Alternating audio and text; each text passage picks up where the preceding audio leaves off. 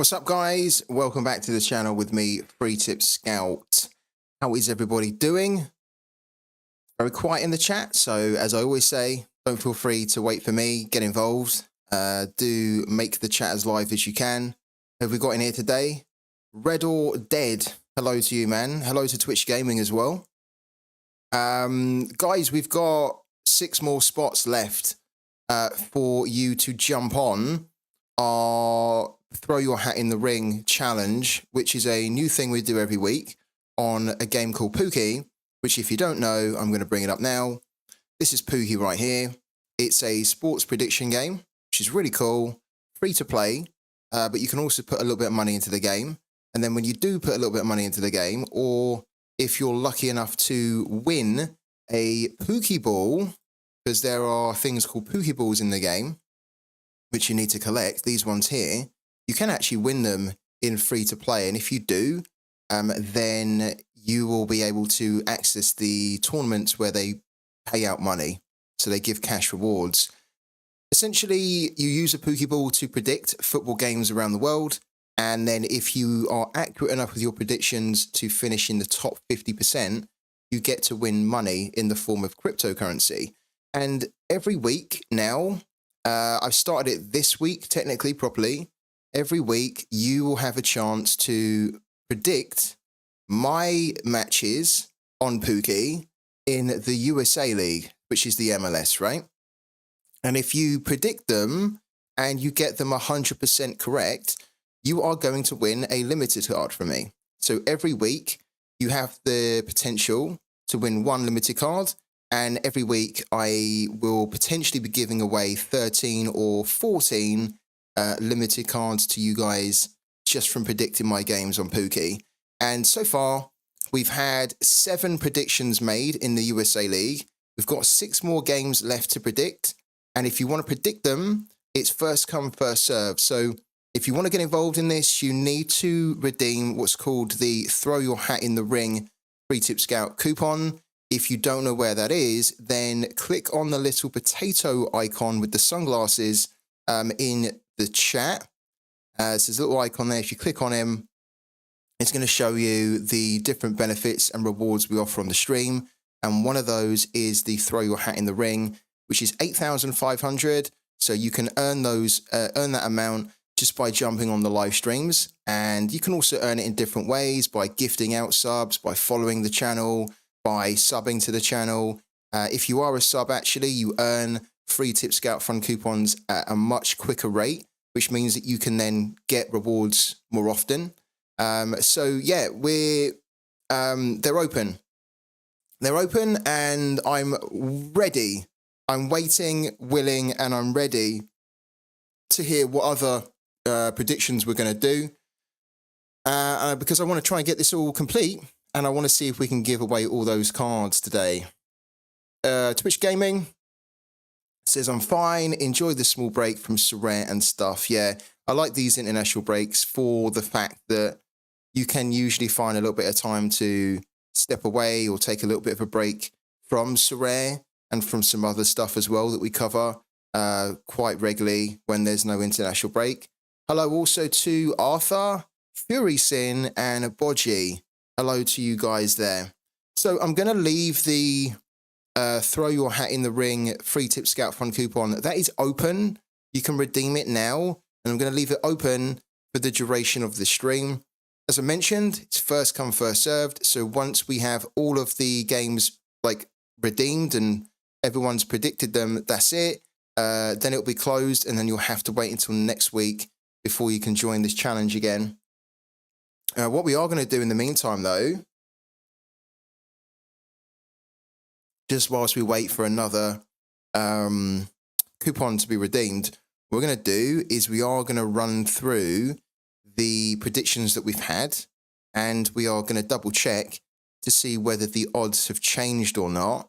And if they have changed, then what we're going to do is we're going to update them if we can get more points now from the prediction today than we could compared to when we originally put the prediction in.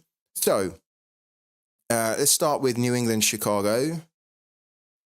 you can see here that there are no changes at all to the points that this prediction gives us. So the odds have not changed since a few days when we put the prediction in. So there's nothing for us to do here. And then we're going to go over to this one. So the odds have changed a little bit, but they have actually dropped. They've dropped a tiny bit. So we wouldn't update it. We're currently getting 590.7. If we updated it, we would actually get less points. It's not a lot less, but of course it's less, so there's no point doing that at all. Vancouver Whitecaps versus Salt Lake. I don't actually think I gave the link in the chat as well, in case anyone wants to check this out who's not already playing it. There's the link there for Pooky. Do make sure that you use it if you want to check this game out, because this will give you a discount off your first purchase in the game and loads of in-game currency, which you're going to need to play this game and progress quickly. Plus, you also get an additional free rookie ball as well. I only have one lineup this game week, but started off well with Doan. Oh, cool. I actually don't have any lineup Boji this week, so it's been quite nice for me to... Like, it would be good if we had a lineup, but it's also kind of cool when you don't have a lineup, because then you're like, okay, cool. Like, I don't have the stress or anything. I don't have to be following it as much. It's just a nice break. Yeah, nice and relaxing, yeah. No stress of DMP potential or anything, yeah. Vancouver Whitecaps has not changed, so we don't need to do anything there. Orlando Austin has not changed either. Wow. A little bit surprised that they haven't changed, but this one has. Okay, it's gone up a little bit, but we wouldn't change it for the 0.2. Portland versus Philadelphia has not changed either. And then LAFC Nashville has changed, but only by a little bit. So what you'll find is that as we get closer and closer to the game week starting, the odds will start to move a lot more. And then we'll probably have more games that we need to update. But yeah, the ones which are left over for you guys to predict in are Earthquake Sounders, St. Louis versus DC United, Sporting KZ versus Galaxy. I'm surprised that no one's taken that so far, because that's the match where our new community team, Sporting KZ, is playing in. Colorado versus Houston. Then we've got New York Red Bulls versus Inter Miami and Cincinnati versus New York City FC. What do you say about the point deduction of Nottingham? Luton now has a chance. They do, yeah.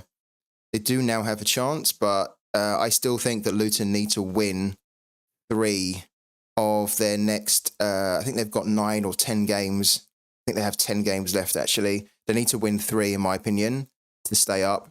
So it's good, it helps them, but I think Nottingham are still just 1 point behind Luton. So are they 1 point? Let's have a little look. I thought they were just 1 point behind Luton. So if the points deduction had... Okay, no. Yeah, look. Nottingham Forest are 1 point behind Luton. So that points deduction, I don't think really helps Luton. Of course, the 1 point's important, but it's not like Luton have a 3 or 4 or 5 point gap now. If Luton don't win the next game and Forest do, then it's still on, isn't it? So they need to win 3. They need to win 3 of their next 9. Sorry, they don't have 10. They have another 9 games. And to be honest with you, maybe they don't need to win 3, but I think that they need to be aiming to win 3. And their games which they have are horrible. Tottenham versus Luton, Arsenal. Then they've got Bournemouth, who very famously came back at them and beat them 4-3. So Luton really need to win that one. I'd say that's the one game that they need to really focus on and try and get the win. Then they've got Man City. They're not going to win that one. Then they've got Brentford. Then Wolves, Everton, Fulham. So in my opinion, they need to get a win in either the Fulham game, the Everton game, the Wolves game, the Brentford game, or the Bournemouth game. They need to get 3 wins out of those, I reckon, to stay up. They might be able to do it with 2 wins and a draw, depending on what happens with Nottingham Forest and also Everton. because Everton are not that safe at the moment. Neither are Brentford, really. But yeah, I think it's going to be really close towards the end of the season. What do you reckon? What do you reckon, Bodgy? Do you reckon they're going to be able to stay up? Sopsy, also thank you for the sub, man. I really appreciate it, as always. Thank you for the incredible 13 months of support. Hello to Where's the Exit as well. How's it going, Where's the Exit? I noticed that you've jumped in on YouTube, which is cool. You kind of don't like Brentford from the bottom teams. They should go down. Yeah, they've been quite poor. I mean, this is going to sound really bad, but I think for Ivan Toney, he'd probably love it if Brentford went down, because then it would really force their hand to sell. Of course, they're going to sell anyway, I think. But then, yeah, everyone's going to be coming in for Toney, and it just means then that he's going to have carte blanche on what team he can choose. And I think that would really soothe his ego. Free Tip Scout, have you seen that Atlanta United signed Daniel Rios? What do you think about him? I think that he is terrible. Yeah, I think Daniel Rios is a poor player. So I don't really get why they've signed him. But yeah, I don't think he's good at all. I wish we had your playoff system for relegation in Germany. It's so much more exciting. What playoff system? What, the playoff system in the championship that we have, or? Hello to Nasty Flame as well. Yo, hey, this time I'm early, finally. Yeah, man, love it. Well, to be fair, I'm actually a little bit late, so yeah, thank you for jumping in, Nasty Flame. Yeah, I think the championship playoff is really cool, actually. It's a bit weird because I think a lot of people around the world actually watch it as well, which is kind of, I know it's like the ticket to the Premier League, which is why everyone's always really interested to see who's going to make it. But it's quite cool, the playoff system in the Championship. Everton still might have points taken away, so we'll make Luton's chances better too. That's a good point. Yeah, if Everton have more points taken away, then yeah, it will hopefully help Luton. But I also think Luton need to try and just, I think they will be thinking this as well. They need to just think, right, what are realistically the games that we need to win over the next period? And for sure, they'll be looking at this one. This is going to be a cracking game, isn't it, Luton-Everton? Because at that point there, that both those teams will probably know that whoever wins it is probably going to stay up. Whoever loses it is probably going to go down. And Everton really need to win that because they need to assume that they're going to get more points deducted. So they need to win it. This is going to be really, really good, that game. It's a bit of a shame because I think if Luton did get relegated, then they'll be bitterly disappointed because they've actually played really well and they've scored loads of goals. They've lost a couple of games that they shouldn't have. And like this one here, if they went down, being 3-0 up against Bournemouth, they're going to look back at that game and think that was a missed opportunity. I think also the same for this one here against Sheffield United, losing 3-1 at home against Sheffield United, when previously they were in really good form. Look, they got a great draw against Newcastle. They beat Brighton 4-0. They beat Everton 2-1 in the FA Cup. They also beat Bolton. That's fine, but they were in good form, right? Look. And then they just almost, they just dropped their guard in that game. And that these two games here could be the difference, because if they had an additional 6 points right now, they would be here above Brentford in 15th, and you'd probably back them then to stay up. But at the moment, they've still got it all to do. How's everybody getting on in the midweek so far? The midweek game week. As you guys will know, I don't have any teams for the midweek at all. We didn't have enough. We do have just academy teams, but we couldn't put out one team at all. So I'm kind of relying on like you guys to give me the fun of the midweek lineups. So how is everybody getting on? And also, how has people been getting on with Rivals as well? Because I think Rivals has been a little bit quiet this week because there haven't been many games, but today there's a lot more games which are happening. Of course, you've got the Euro qualifiers with Wales, Finland. You've got San Lorenzo. You've got Nations League game as well. If you wanted to get involved in that, there's a lot more to get involved in. Same, nothing. And then Sopsy, same as me as well. This midweek, nothing too. Hello to Audris Fanagris as well. How's it going, Audris?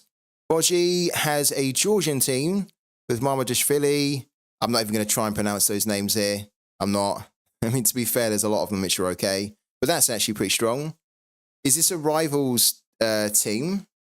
Or is this a proper team, like a pro team? Oh, it's All-Star. Okay, lovely. Oh, very cool. Yeah, we need to look at that actually. You've just reminded me, Boji, that yeah, he is out, right? Yeah. He is, isn't he? Kovic is out. Yeah. We got told that a few days ago. Because we got told that because we were doing our predictions for the Euros on Pooky. And because we heard that Kovic was out, we then were thinking this could be a bit closer than what it ordinarily would be. And I think it could be kind of a little bit close anyway, because it's a knockout game, right? And so it's a single leg game and it will decide who goes through.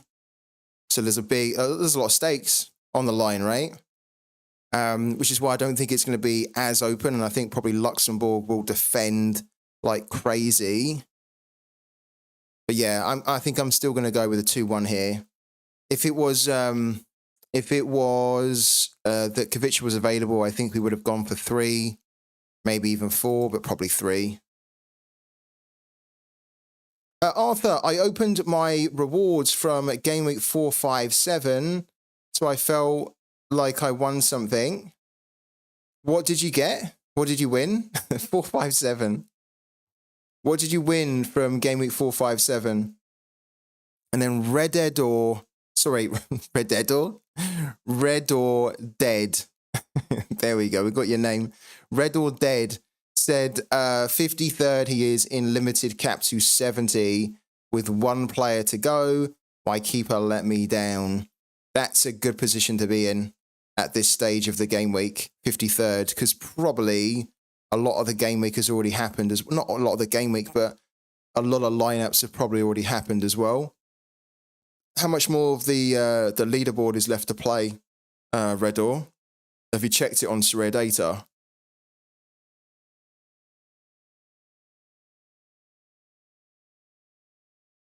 Yeah, so I think Luxembourg we're going to keep it. Oh wow, what a pleasure.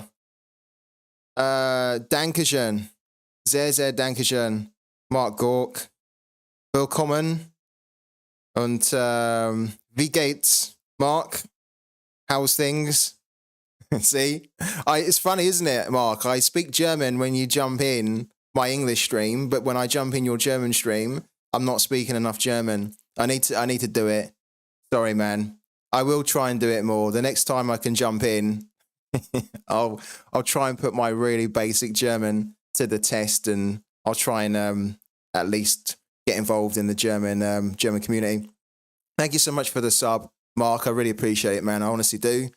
It means a lot for me and also for the channel to keep the channel going. I'm good. I say I'm good. I'm not that good, actually. I took a day off. Funny enough, I took a day off yesterday, as you guys know, because we're just, with the international break, there's just not a huge amount that we can do at the moment. And we've done a lot of what we can on Pooky. We're going to run through it again now. And we're also going to be doing some lineup building for Pro, not for Rivals, of course, but we're going to be doing some lineup building for the game week now. And obviously, we could have done that yesterday, but then I don't really feel like we would have had a lot to do today. So it was a good opportunity for me to take a day off, and I was enjoying my day off a lot. I was really relaxing. I was playing a game on the Xbox that I've wanted to play for a while, and it's absolutely amazing. I played it non-stop, but then I got some really bad news yesterday that my aunt had died. So yeah, that kind of knocked me because she was amazing. She was so lovely, big personality, like loads of energy, always very positive. I didn't see her a lot of times, but I saw her pretty much at every family gathering, family event, and it just knocked me out of the blue that she had died. So yeah, that kind of ruined yesterday, and I felt a bit sad. So I'm okay, I'm good, but it's kind of still on my mind, and I'm still trying to get more information, more details about it, and just find out what happened. But it's just so sad because she was such a lovely person. So yeah. I'm okay. Apart from that, I'm okay. It's just life, isn't it? Really, unfortunately, just life. Yeah, and I'm at that stage. I think in my life with my age, and also with the age of my my grandparents and some of my aunts and uncles, where this is unfortunately the period where this is going to happen. But it just shocked me because it came out of the blue. Yeah, sad. So yeah, I don't know when the funeral, all that stuff's going to happen. But when it happens, of course, I'm probably going to be not streaming for a few days. So I will definitely want to go and pay my respects to my aunt because she was amazing. So many good memories as a kid, and even just as a grown up. Like just whenever I used to see her. Great chats, just always, she had this really infectious laugh as well. The sort of laugh where, maybe you're just feeling down, or maybe you're not even, don't even really know what the joke is or whatnot, but you just hear her laughing and then she just gets you laughing. So it was like that. So yeah, I don't know when it is, but I'll let you guys know when I need to take a couple of days off. But yeah, apart from that, I'm all good. Pre-tip scout, I won Jared Stroud and Pim Sathoff. So this is what you won, and $5 from game week 457. It's pretty good. Pretty good, man. Thank you also, everyone, for the condolences.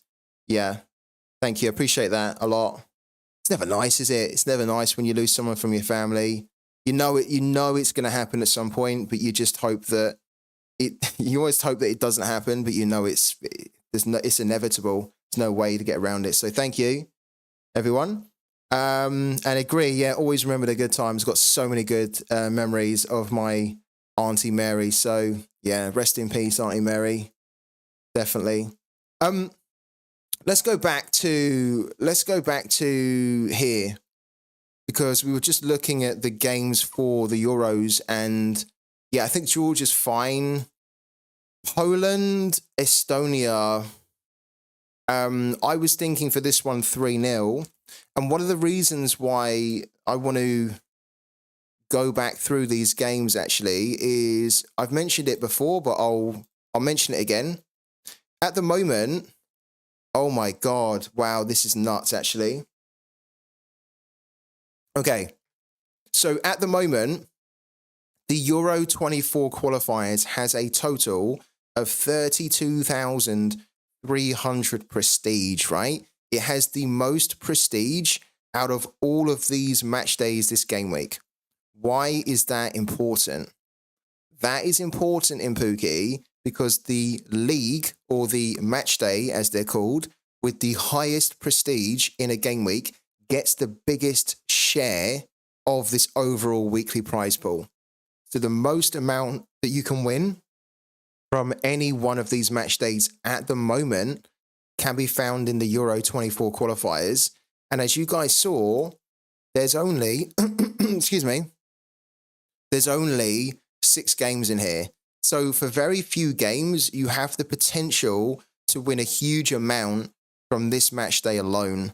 If we go back here, the USA League, if you were going to do the USA League, there are 13 games in the USA League. So there's over double the amount of games in the USA League which means double potentially the amount of effort.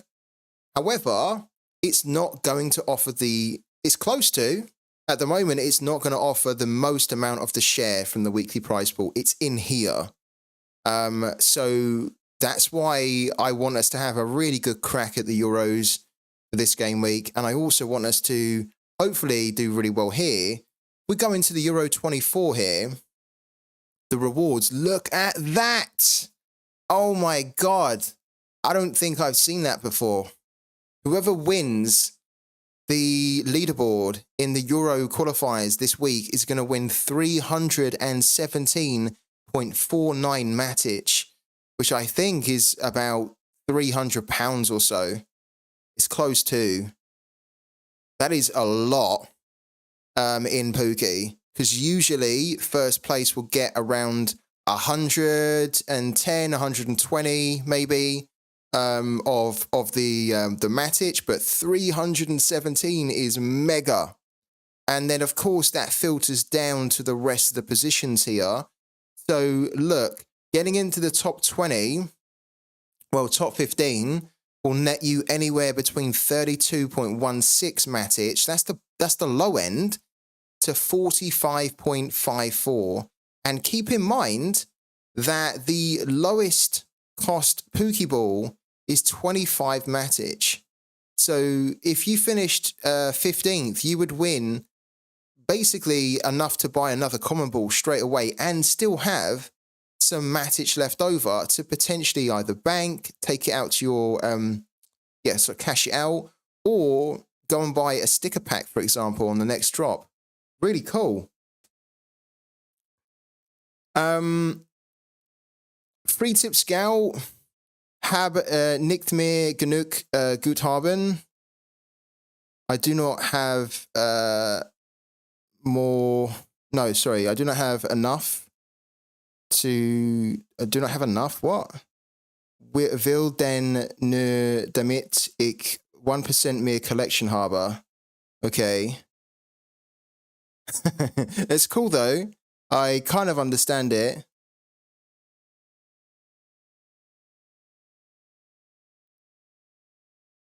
Do you know if there's a bug on the MLS swaps? There shouldn't be. I haven't come across any. I made a swap myself in the MLS a few days ago, and it worked absolutely fine. So I haven't come across a bug at all. Guthaben equals balance. Yeah, okay. So he doesn't have enough balance.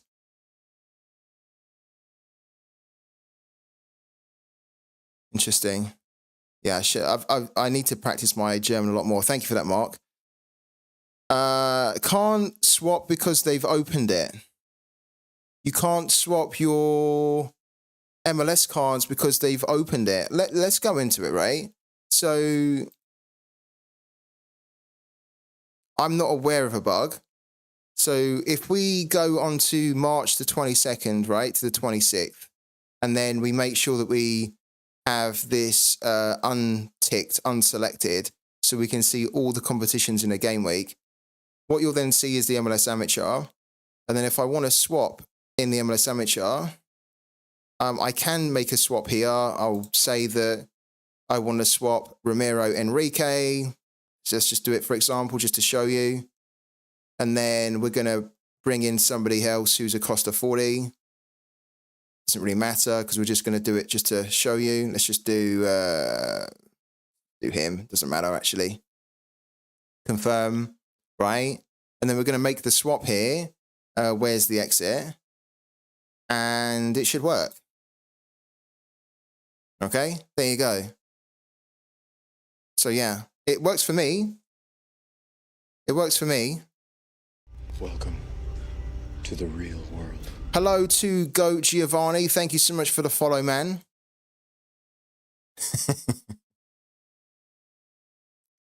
I quite like that we have we have a lot of German speakers in here, actually. It's pretty good for me. Ja, ich kann ja einfach Angebot machen. Hat ihn für 51 Drin und ich weiter. Wow. Viso. What's Viso mean? What does Viso mean? I've come across that before, but I can't remember what it means. What does Viso mean? It's quite a cool word, actually. I like the look of it. Y. Okay. Oh, so it's another... So, like Miet. So Miet's Y as well. So Viso's Y too. Okay. Interesting. It's not bad. Honestly, I'm a little bit lazy with my German though. I done classes a couple of years back and it got really good. It got pretty good actually. I could have good conversations with people in German, but you know what it's like in when you're studying another language. Like if you don't keep it going, you lose it. And I was actually learning German every day as like a bit of a resolution for the new year. I was learning German. I was getting back on it, and I was learning German on Duolingo every day for like a month. And then I just missed one day. And then once you miss one day, it's like the floodgates are open. Then you then end up missing loads. And I've just not been able to get back to it since. I need to try and get back to it because I quite enjoy learning German. I like it. Yeah, and it's one of my ambitions to be able to speak German. So yeah, I'll try and get back to it. That's why I don't mind seeing some German in here, because it allows me to read and try and learn at the same time. But obviously, yeah, we'll try and keep it mainly to English because it is an English channel. Okay, cool. Swap isn't there for me, maybe because I already made one, but I thought you got two. You do get two. Yeah, you do get two. It showed that I only had one because I already made a swap. I already made a swap a few days ago where I swapped out Andre Blake for Hugo Lloris. So that's why it only showed that I could make one more swap. But yeah, if you're finding that it's completely bugged out and you can't make any swaps, then contact support, rate a ticket, and then see whether they can get to the bottom of it. But as I showed you on the stream just then, it's working fine for me. There doesn't seem to be like an overall game bug there. Let's bring it back. Right, so yeah, we were talking about Pooky. This is honestly a fantastic opportunity, guys, for you to make a lot of money in one single game week on Pooky. Don't squander the opportunity. Take advantage of it. Really get involved. Try and do at least one league in this game week, if not two or all of them. That's what you should try and do. So Poland versus Estonia. Poland don't tend to smash teams, really. They didn't really score a ton of goals in their qualifying group. They only scored 10, actually, which is really poor for them. They don't tend to score more than 3 from memory. Look. They beat San Marino 5-0, but everyone beats San Marino by a lot. Although St. Kitts and Nevis, who played them last night, only scored 3 past them, which was a little bit low. But yeah, they don't really tend to score more than 3. Now, Estonia, to be fair, Estonia are not that good. But technically they should smash them, Estonia. But maybe they score... No, I can't back them to score more than 3. I can't. I think 3 is the maximum that I'm willing to back here. Once I couldn't get the late night German channels and Sky at the age of 14, I gave up with German at school. What do you mean, Sopsy? Once you couldn't get the late night German porn, you gave up with German at school. When I send a friend an invite link to Sorare and he buys 5 players, do I get 50 euros to withdraw or just to buy players with the money? Yeah, it's really important. Let's just quickly talk about that, because Sorare, if you go into the rivals here and you go into, click on here, it says here that you get £50 or €50, depending on your country. But the key thing to keep in mind is this little icon here above it. So this icon represents that it's credit. Okay, this is the icon for Sorare credit. So you're not going to get money that you can cash out. You are going to get a credit, which means then that you get £50 off, up to £50 off a purchase in Sorare. Okay, you can't cash it out though. And I think along with that, it would then mean also that when you buy that card with the credit, you then are not able to sell that card for X period of time, because then that's another way to circumvent people getting the money, so using the referral to then just like basically take the money straight out of the game. So I think you have to wait, I think it's like 2 weeks before you can then get the card listed up for sale if you buy a card with that credit amount that you get from the referral. I've won one of these competitions when there were only 2 or 3. Huge Pock and Matic agree. Listen to what Mark Gork is saying in the chat. I'm not kidding you when I tell you that these opportunities where the game week in Pooky has so few match days, these come around so few and far between. Like, they are so rare where you get a game week that has so few match days in it. And this is basically the moment where you hope and you should really try to put everything in to make sure that you give it your all in this game week. Because if you do, this could be the one game week that you're waiting for where you win a windfall of cash. You could win cash rewards this game week in Pooky that could completely transform your journey in Pooky, and it can really get you going. It can put you on the ladder properly. I had one of those myself, which allowed me then to build up this nice balance of POC before I had one of those game-changing game weeks in Pooky. I was struggling to win like 100 POC each game week, right? And then I hit like the jackpot basically in one of these game weeks, and it really transformed it for me. So yeah, as I say, don't take this game week lightly on Pooky.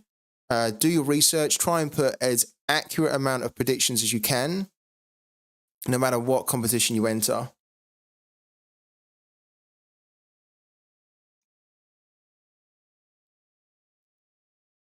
Right.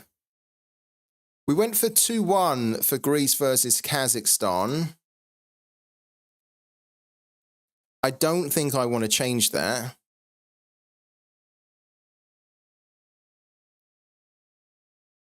I do like Greece here, especially that they're at home against Kazakhstan. These are the projected or possible lineups that could happen. I mean, to be fair, Greece could even keep a clean sheet against them.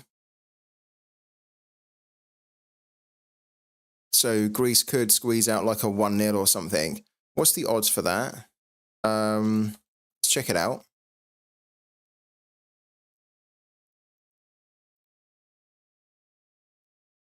Greece, okay. So, wow, they have, oh my God, Kazakhstan are massive outsiders here. Priced at 11. Oh, that almost indicates to me that they're expecting Greece to roll over them, to smash them. No, I mean, I think that they are the clear favourites here, but it's not like Kazakhstan are going to roll over here. They know that they're going to be up against it, but I think they have, I think they're a team that are good for what they've got, but they don't have anything really special. They don't really have many special players there, but they're a hard-working team. They're a well-organised team as well. What are they saying for goals scored then? Yeah, look. Under 2.5, 1.73. But there's not a big spread there between over and under. So they're not hugely convinced that it would be under. they don't feel that there's going to be 4 goals scored. Well, they don't feel there's going to be over 4 goals scored here, or 4 or more scored, based on that difference in pricing. And then 2-1 is 9.5. 1-0 is 4. These guys, honestly, these bookies are a joke. Not these particular bookies, but bookmakers in general. They're so slippery. They're so snaky that they would price Greaser at 1.33, knowing that they're probably going to win. But then they price them so low at 1.33. But then when you look at then what they are actually thinking, they're thinking that they're only going to squeeze a 1-0 because they priced the 1-0 at 4.8. They're so snaky. So in actual fact, probably hitting 2-1 here is the right play. Because if we were going to do 2-0, it's only 5. We wouldn't do 1-0 for 4.8. Yeah, I think we've hit this on the right mark. I think it could be 2-1. And this for me is where the value is, not at 2-0, not at 1-0. Those prices, those odds are too low. They're too low considering the odds here are so low for Greece at 1.33. So this almost indicates that this should even be a lot higher, because if they are that low and that much the favourite, that they are priced so low, then if anything, these here should be a lot lower, like the 3-0s and the 4-0s, but they're not. So they're so snaky like that. So we're going to keep it at 2-1. Yeah, we're not going to fall for the trap. That is a classic example of a bookie trap right there. And we're not going to fall for it. So 2-1 remains.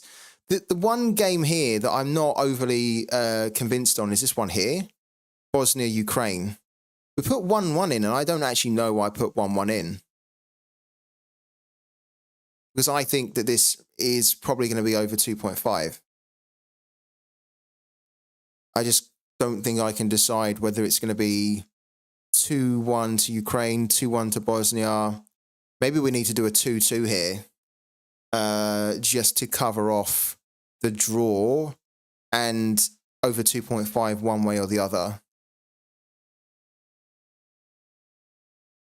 This is going to mean so much to Ukraine if they can win this, right? So with what's happening in Ukraine, you know that's going to be on the players' minds, that they want to get this done for their country. I'd actually like to know the odds for this one, because I think this is a slightly tricky one to figure out.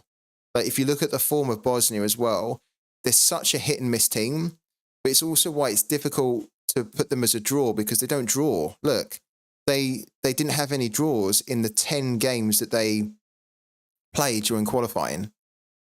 And they're not that type of team that gets involved in draws, because most of their games are over 2.5. Look, 2-1, 4-1, 5-0, 2-1, 3-0, 3-0, 4-1, 3-2. I mean, they don't draw very often like this here. They've had a few draws here, though. They have some 2-2s, which is why I'm thinking 2-2. What's the odds here? Roy Keane and Gary Neville both think Man United could make England boss Gareth Southgate the club's next manager. I really hope not. I really hope not. I don't ever want to see Gareth Southgate managing Man United at all. Never. Ever. I don't want to see such dull tactics being played. I mean, we're already getting that at Man United. We have been having that a lot. I mean, it's mad that those two legends from Man United are saying that, because I would want them not to say that. I hope there's no truth in that. Yeah, I know. As a Liverpool fan, you hope that they do. This would be a disaster for Man United. The only good thing, potentially, is that at least Gareth Southgate knows the importance of bringing in young players, right? It's just tactically just very uninspiring. Yeah, I don't like him at all. Maguire will get a new contract, though. Maguire, that's a great one from Wednesday Exit. Maguire will probably be given like a 5-6 year contract.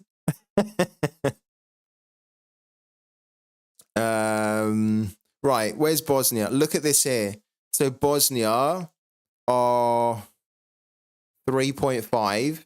The draws at 3.25, and Ukraine to win are at 2.15. What's the form of Ukraine?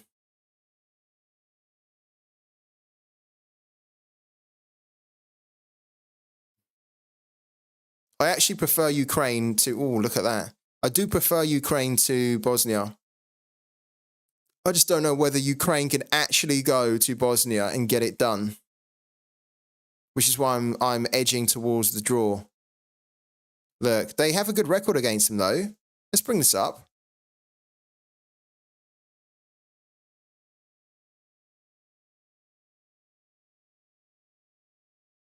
I mean, Bosnia at home, they should be difficult.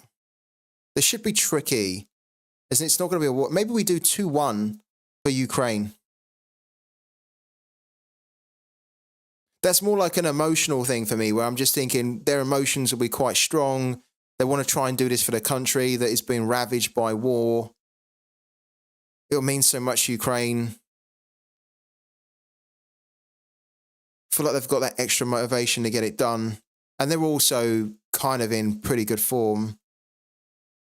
I don't think their away form's been... Look, they had a 1-1 and they beat them 2-0.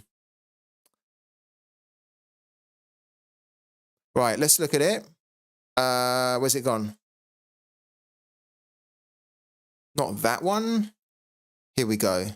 So 1-1 at the moment is going to give us 149.4 base points if we updated it, but we're currently getting 160.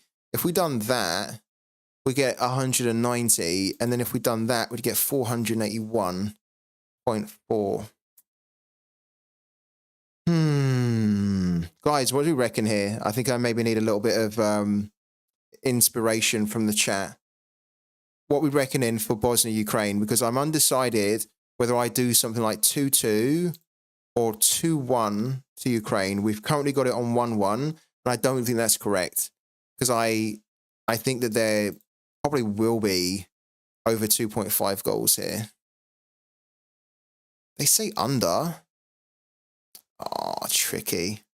Really tricky. You reckon 1-1's good, do you?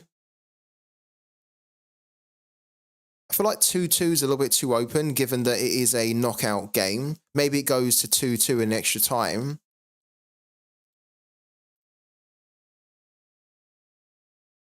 I do think it's either going to be 1-1 or 2-1. Looks good. You reckon 2-2? 1-1 doesn't feel good. So maybe we do need to do 2-1.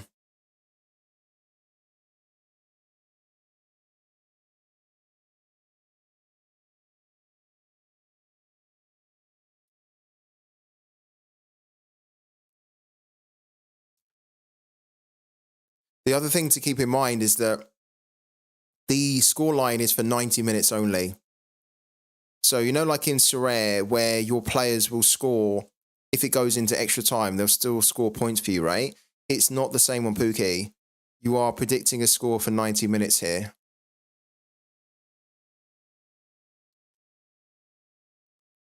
I think we're going to change this to 2-1 Ukraine. Because if I leave it on 1-1, I just don't feel comfortable with it.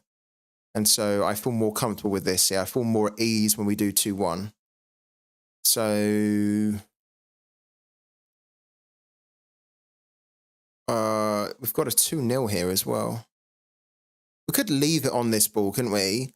Because then if it ends up being 1-1, we're still going to get some points from it.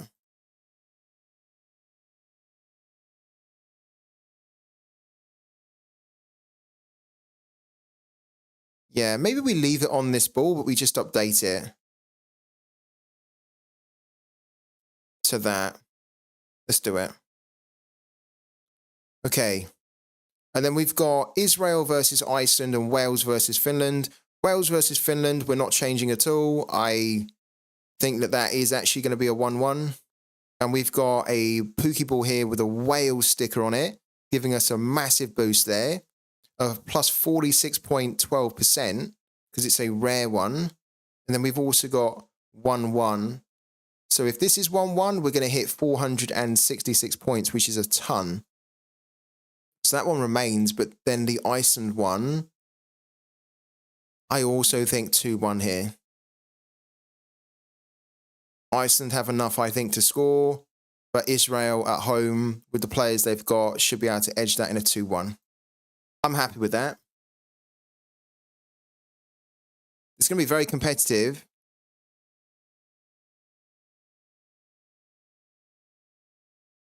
I don't know what my expectations are, but if we could get into the top 100, I'll be delighted to win anywhere between 3 to 9.54. Be well happy with that.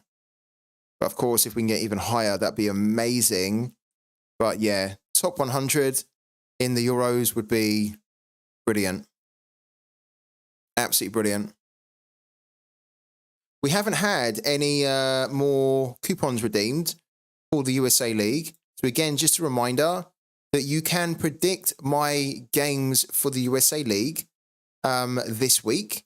And if you get the score 100% correct, if you call it bang on, you're going to win a limited card. The way you'll participate in that is you need to redeem a free tip scout fund coupon called Throw Your Hat in the Ring. It costs 8,500 coupons. So if you've got enough, if you've saved up enough and you want to have a chance of winning a limited card, another chance of winning a limited card, because we give away so many anyway, then yeah, get involved in it. Also, whilst we're talking about giving away limited cards, I am currently giving away 4 cards here. It's a giveaway that I'm running over on Twitter. So if you missed that, this is a good reminder and a good chance to get in on it. It ends this Saturday at 12 p.m. And you don't need to be a sub on the channel on Twitch, but you do need to be following me here on Twitch, and you need to be following me on Twitter as well. Then just retweet and like that tweet. And the cards we're giving away are a limited of Ryan Porteous. We're also giving away a limited of Robin Knock, the Pepe Reina limited card, and then a limited of Christopher Trimmel. So 4 pretty cool players to win there. Don't miss it. As I say, if you have missed it, then this is just a reminder to get involved in it. If you've already done it, if you've already done all these steps here, then you're in on it. And then, yeah, you're in the draw for this Saturday. So good luck to everyone for the new giveaway as well.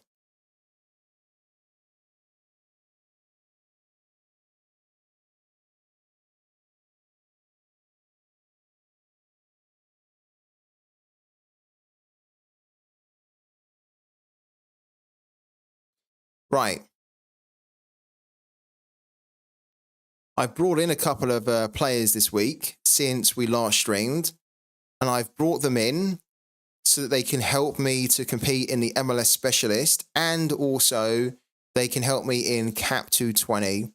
Plus, after the new transition, new format kicks in, I've then got a nice amount of classic MLS players that I can play in the classic modes to hopefully win some new in-season MLS cards as well. So you can see that I brought in Giacomo Veroni, Nathan, Ryan Hollingshead, and then also Henry Kessler.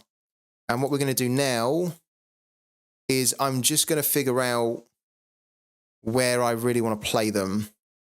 Because at the moment, I have put Hollingshead and Veroni in the MLS Specialist here. I've also drafted in, so I've swapped in Hugo Lloris here, so that now what we have is we have 3 of the LAFC players of Illy Sanchez, Lloris, and then Ryan Hollingshead. And they have a home game against Nashville. And then we've got Tim Leibold in here, so we're running with 2 defenders. And then we have Veroni as our forward. And to be honest with you, I quite like this team. I just want to see whether we need to change any players or not, because this is the last game week where the MLS specialist is available, and that's why I want to try and give this a really strong go, so that we can maybe try and win a card at the last go. Bro, my history with Andrew Farrell and Henry Kessler, and like, funny enough, Henry Kessler I used to own as the rare, right? And I've got a bit of a bad history with Henry Kessler, because I bought Henry Kessler's #1 rare card about 2 years ago at the height of Sorare, and I bought him for £250, and and it hurt me that I bought his #1 for £250 back in 2022, so nearly 2 years ago. And then once I bought him for that, his price just went on a big decline. Look, he never got anywhere near this again. It just dropped and dropped and dropped. And I was thinking of holding on to him for the long term, but then his price did actually rise for a little bit. You can see here. And when his price got to close to 100, I actually sold him to Baza. I thought, you know what, I'm going to cut my losses here and I'm going to just sell him for 90. But I actually really like him. The funny thing with Kessler is that he's been very injury prone over the last 2 years as well. So I bought him and then I really didn't get much use out of him. And kind of like 2 years ago, he was one of the players that a lot of managers were turning to, because he was producing some really good scores and he was young. He was still, I think, at one point an under-23 player as well. So he was a good option for under-23. And the scoring as well in Sorare was significantly lower than compared to what it is today, right? So even this scoring a few years back was considered very good. But yeah, I'm hoping that he can get back to this in some way. I bought him really because his L15 is so low. It's Kessler. I don't know why, but I kind of like him as a player as well. And he was really cheap, really cheap. And he's got a good game this weekend as well. So yeah, it used to be the Farrell and the Kessler combo, didn't it? They used to be the centre-back partnership for New England a few years back. It was pretty good for the most part. But then he was injured, then they brought in Dave Romney. Farrell doesn't tend to start as much anymore. So now it's kind of like Romney and Kessler at the back. You can see it here. But yeah, he's really struggled, Kessler, with injuries. Yeah, you're right. His DMP history is not that great. Yeah, he's really struggled with injuries. But when he's fit, I'm going to give him a go. And I think at the moment, I've got him in cap 220.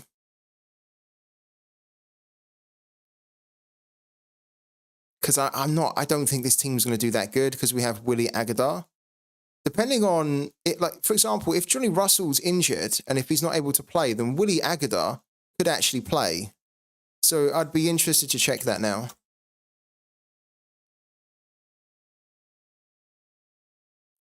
Yeah, so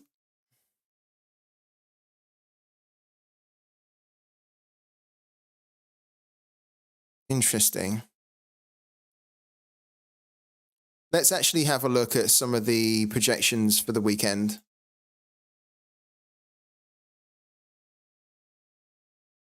Sporting KZ versus LA Galaxy.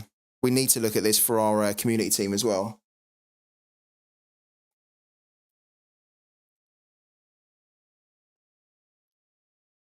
Okay.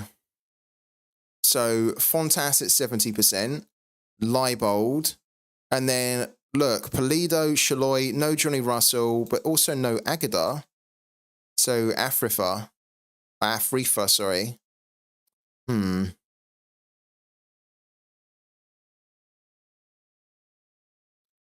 I was actually hoping that we might get Fontas a little bit higher up in the percentages.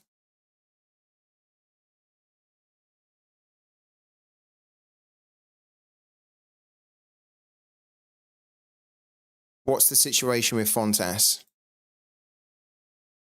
Fontas trained yesterday, and the DNP seems like a cautious thing, so it doesn't become a bigger issue.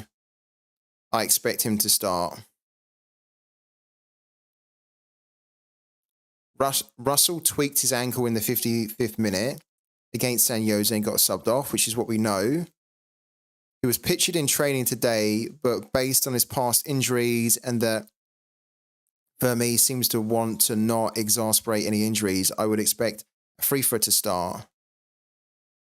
Remy came back from missing the game against LAFC and played the entire second half. He looked pretty comfortable, but didn't do much. I would assume he starts over Memo, but Memo has shown a lot of promise these last 2 weeks. I expect both to play, leading to a Walter start.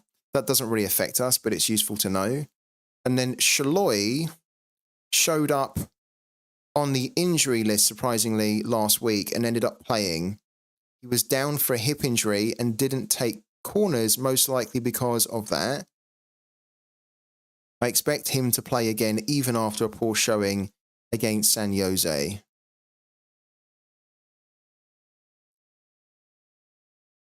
Right.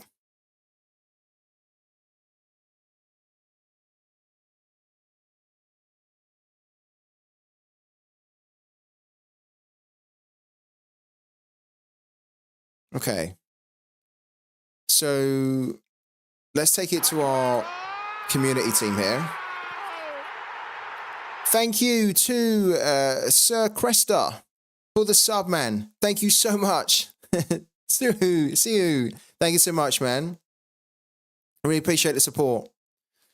Guys, let's what do we want to do for the community team, sorry? According to the expert, he expects Fontas to start. He is at 70%. In the lineup builder, if we go down to the MLS, where's it gone? Here we go, MLS Special Weekly. We do suggest a lineup. It tells us to play Pulido, Shaloy, Tommy, Milia, and Leibold. And then Fontas is projected at 100% here based off 19 predictions. So when I last asked you guys, do we want to play with 2 forwards up front and 1 defender, or 2 defenders and 1 forward? You guys said 2 forwards, and I actually think that is the right play here, to do 2 forwards against LA Galaxy at home. The question here is, do we want to play Tim Leibold or do we want to play Fontas? That is basically the question.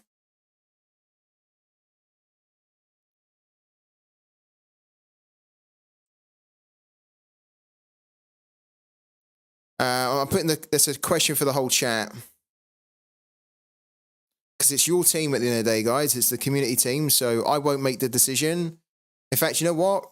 We could do a poll. Let's do a poll so that we can get the definitive answer on it. Okay? So we're going to do a new quick poll here. So, Leibold or Fontas for the community team?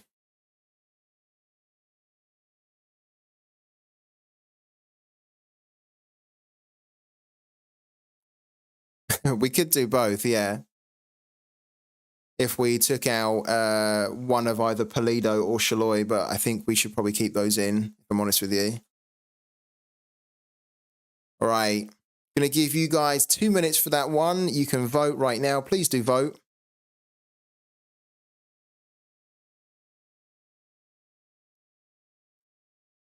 Because whoever gets the most amount of votes will then be the player that we play in the community team.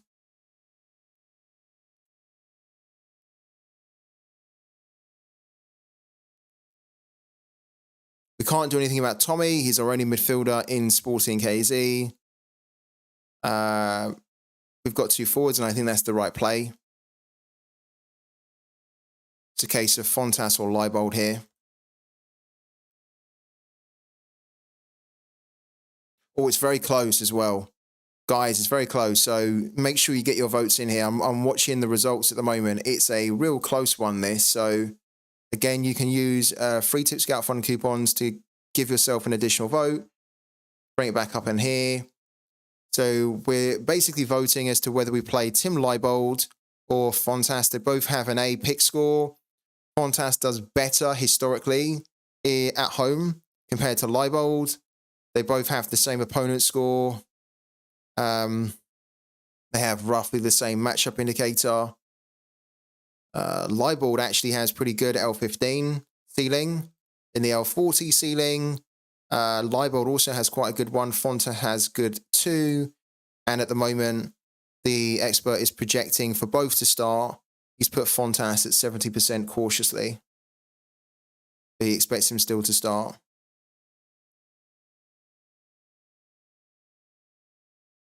How's the voting going? Okay. We've got about 10 seconds left on this one. So make sure that you vote. Otherwise, you're going to miss out. And the votes are in. So thank you to everyone that voted. Leibold wins it with 60% of the votes there. So Leibold at 60% and Fontas got 40%, which means that we are going to be playing Leibold as the defender for the first game week in the MLS Special Weekly with the community team, our newly rebuilt community team. Let's go and throw him in. Leibold. Right, so Leibold is now coming into here. Okay. I'm going to ask about the captaincy tomorrow. Okay, so tomorrow when it's the deadline day, we'll do a vote on who needs to be the captain in this team. At the moment, I've just stuck it on Shaloy, but you guys might decide that you want it on Melia or Leibold or Tommy or Polido, whoever you want. But that'll be a community vote. As it always is with these community teams, you guys are going to decide who we should captain. And it's really important because in this competition, to win cash and the prize pool, the top place is $1,000. Sorry, second is $500, third is $250, and then basically top kind of 100 wins anywhere from between $20 and up, which is really quite good actually. It's important the captaincy because if you get the captaincy wrong here, it's going to cost you a reward because the captaincy bonus is a huge 50%. So that is the most important decision, I think, in the special weeklies, getting the captaincy spot on so that we captain a player that we think in this game week is going to hit a score of 80, 90, 100. And then when we captain them, boom, we're on course to absolutely hit a huge reward. And of course, if we hit massive cash rewards, we can give them away to you guys, okay?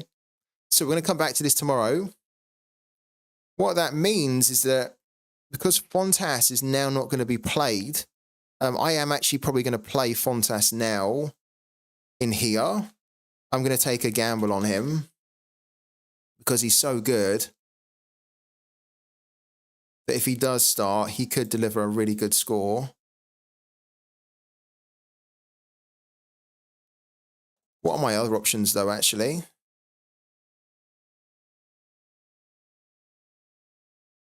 So Nathan I bought. I love Nathan. I'm glad I bought him. I'd be curious to know whether the expert believes he's going to be starting or not. He's been getting a green card sorted, so he's not been available, but our understanding is that he's going to be available at least for the team this week. Okay, so doesn't look like he's projected to start. He's there. That's okay. Cool. Okay. Fine. I want him anyway, so I'm happy. Yeah, so Sorare Deck says that Nathan's back as well. Okay, cool. We don't have him in a team at the moment because he's got a ridiculously high L15, look, of 78. So even if I wanted to play him, I can't really find a way to fit him in. because it's too difficult with the caps, even for the specialist. No, sorry, this is the specialist, right? Look, we've got 73 left over. We still can't even, if I wanted to, we still couldn't even play Nathan in here because it's just too high. Herrera's not available. Shaloy, we're playing in the special weekly. So probably it will be Fontas here.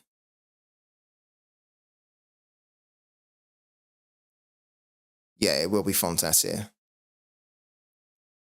Okay. And then we're going to captain Hollingshead.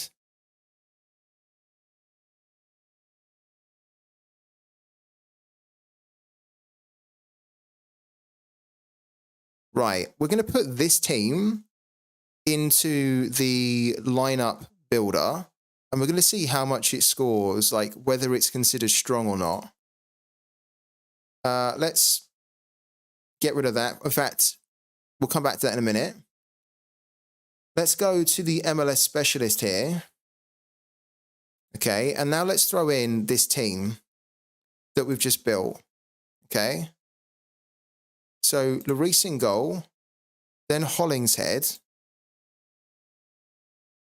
then Ili Sanchez here, then Veroni, who has an E rating, which is really poor, and then we're going to throw in Fontas, okay? And then we're going to give the captaincy to Hollingshead, which, funny enough, he has a AAA rating, which is what I love to see. That's a score of 73. That's pretty reasonable. So I'd say that with this team, we have a good chance of getting a card from the MLS specialist. It will probably come down to whether Veroni can continue his good form. But what do you guys reckon? Is that there's only, in the MLS specialist, there's only 250 places that get a reward. Is that team, do you think that team is good enough to win anything this weekend? If you don't, that's fine. I want to hear it too. Yes or no? Is that going to win a card reward? What do you think? How many will play the MLS Special Weekly? In Limited, probably in Limited, I would expect around 2,500 to 3,000. I think. Depends. There's going to be a little bit of a rush, isn't there, tomorrow for those that are lineup building late. At the moment, it's 1,640 entries. Yeah, I'd probably expect it to be closer to 2,500. Something like that.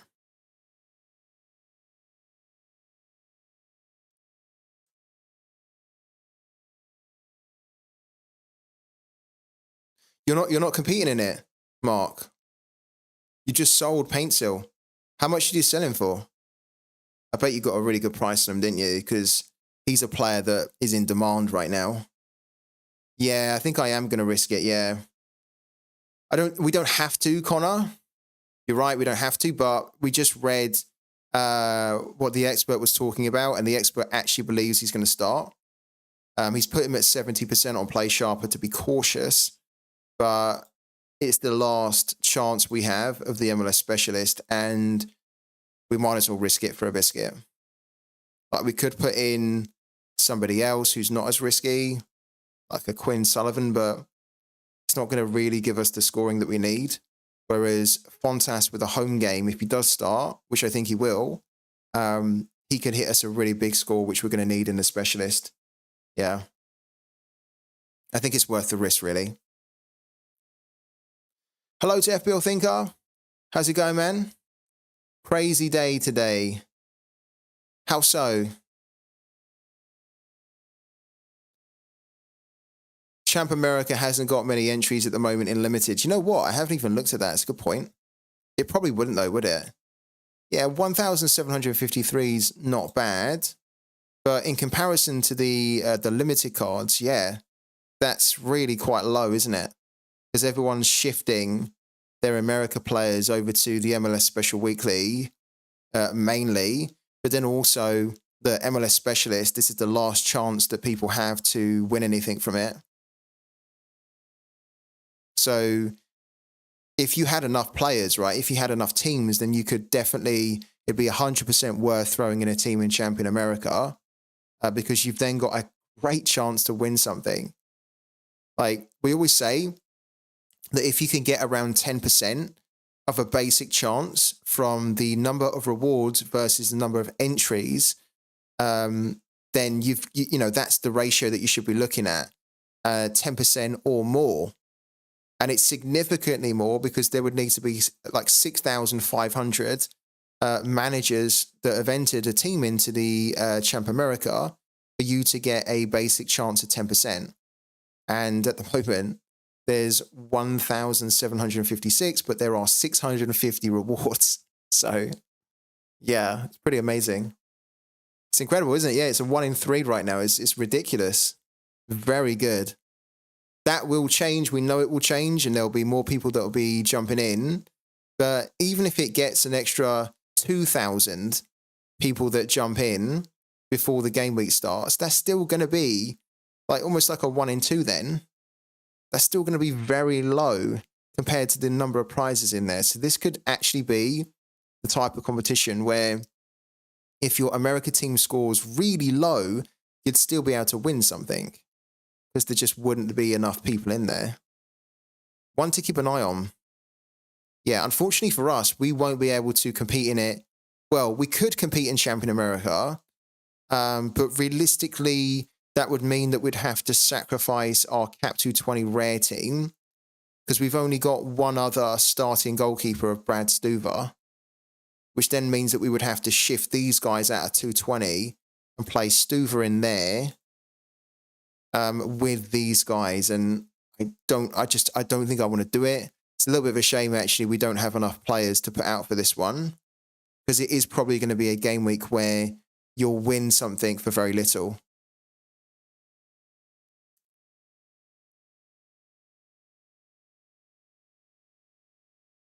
Yeah. All comps seem to have low entries in relation to rewards. Yeah, you're probably right. Second div has 430. It's only got 1,205 in there. Under 23 has 570. It's only 1,123. It's quite low. But again, we're going to see a lot of these numbers ramp up over the next 24 hours. But still, at this stage, it's quite low. All-Star Rare, 378, 1,021. That's kind of low for All-Star Rare. Champ America Rare. Jesus, Champ America Rare has 412 entries in there, but 175. Damn, that's really low. That's really low at the moment. It's actually going to be interesting to see what the final numbers are here tomorrow.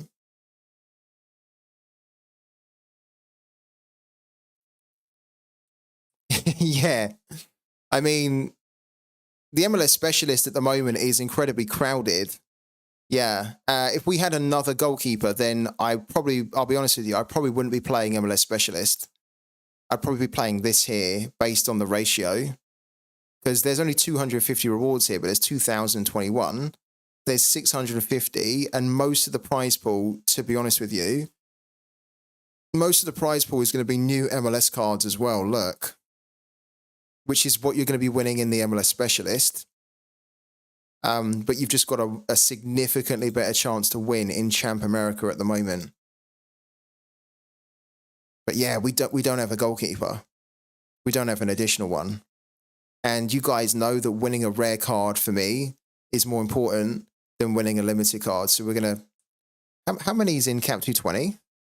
Cap 220 has 336 rewards. There's only 1,206. So this in itself at the moment is very low. It's got a low representation, low amount of entries at the moment. I think for Champ America, I think, can you usually expect around, I don't know actually on the weekend. I don't actually know. We'd have to look at it. There's a hell of a lot of rewards in there, though. Is it maybe 4,000? Does it usually tend to have about 4,000 on the weekend, Champ America? I haven't played Champ America Limited this season. so far. We've been playing Champ America Rare, but I've not really been keeping an eye on how many people have been jumping in.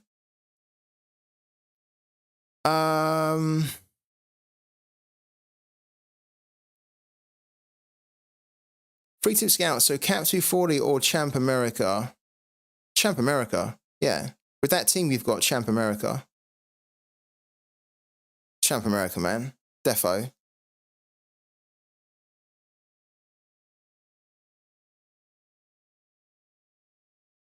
Yeah.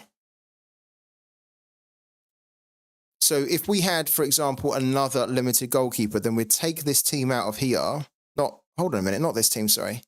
We would take this team out of MLS Specialist, we put it into Champ America. We just don't have another goalkeeper.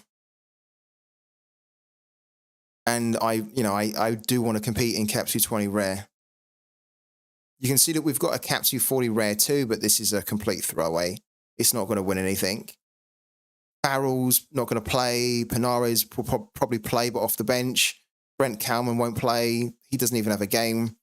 Zampedri will start, but it's not going to give us enough scoring to hit threshold. So we're just trying to, basically with this team, earn as many Sorare coins as we can. And then this is our proper rare team for the weekend, which we can't do much with because we can't fit in Zampedri in here. He's too high with an L15 of 50. And our other defenders, look, Farrell's not going to play, Kalman and Pereiro we need to play. And then Demir Grilak is a real enabler here because he has an L15 of 32, which means that then allows us to play Tapia and Hoyos in here, along with, we've only got 1 point left, and that's with playing a 32 costing midfielder. So you can see this is a bit of a challenge, this team, and we don't really have much flexibility around how we build it. The only changes that we could make here, realistically, would be that we would take out Michael Hoyos here, and instead we could play Pinares to give us a bit more of a stack for the Católica. But then if we'd done that, we wouldn't be able to afford to bring in Zampedri. We'd still only be able to afford Tapia. And again, as I say, Pinares is unlikely to start. To be fair, Hoyos doesn't start very much either. Oh, what's happened here? Independiente de Vail now have a kind of a badge that's showing up. Does that mean that Independiente de Vail are going to be a newly licensed team in the game? Because before they never have a badge. Now this technically isn't really a badge, is it? But it's a different icon here.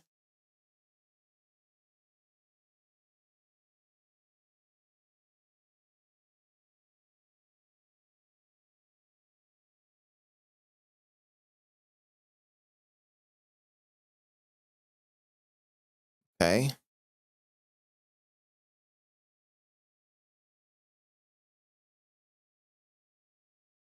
No, not at the moment. They might not have added it in. Lots of teams been getting new icons in Sorare data too. Okay, they've done all of the non-licensed clubs with some kind of an icon. Fair enough. Okay. I mean, to be fair, I almost don't want them to be licensed Independiente de Vail.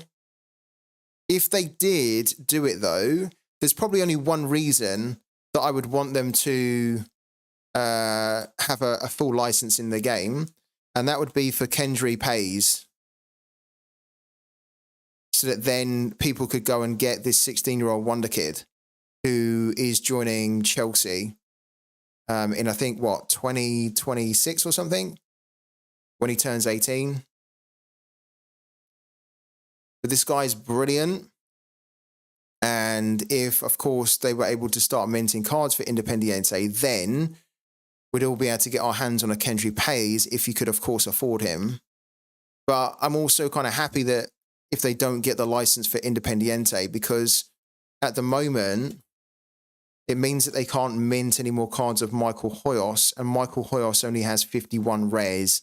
So you can see that his floor price is really high. If Michael Hoyos, with his scoring here, if he continues to hit scores of 60 points or more, or even he goes on a bit of a run, which is what he done last year, where he just hit these mammoth scores, then that's going to mean that I'm in a great position to then sell Hoyos for mad profit. And Sorare can't take that profit away from me because they can't even then start to get involved by minting cards because they don't have the license to do it.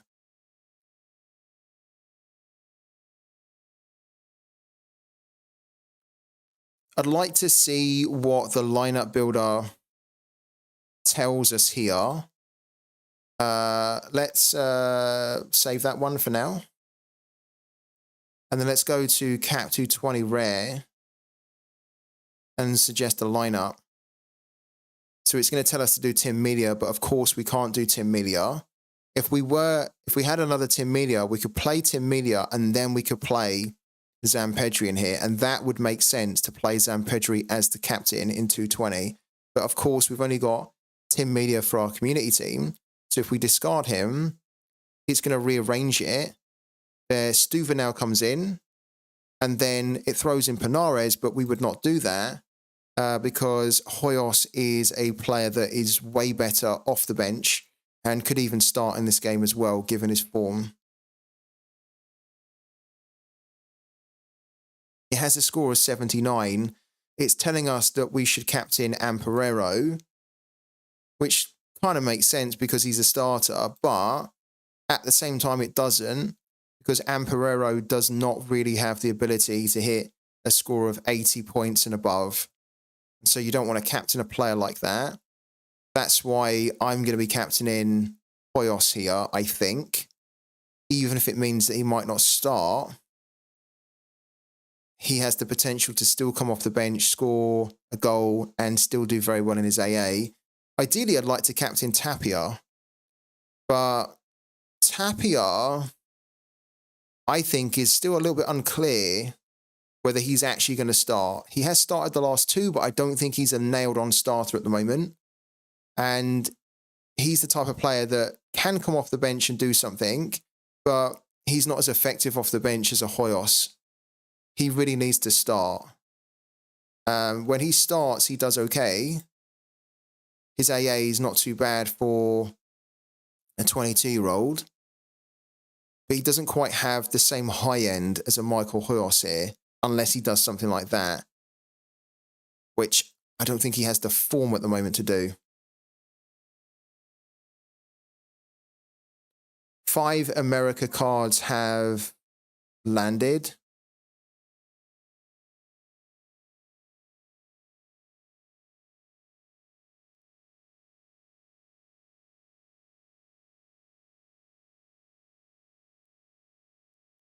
Oh, there you go.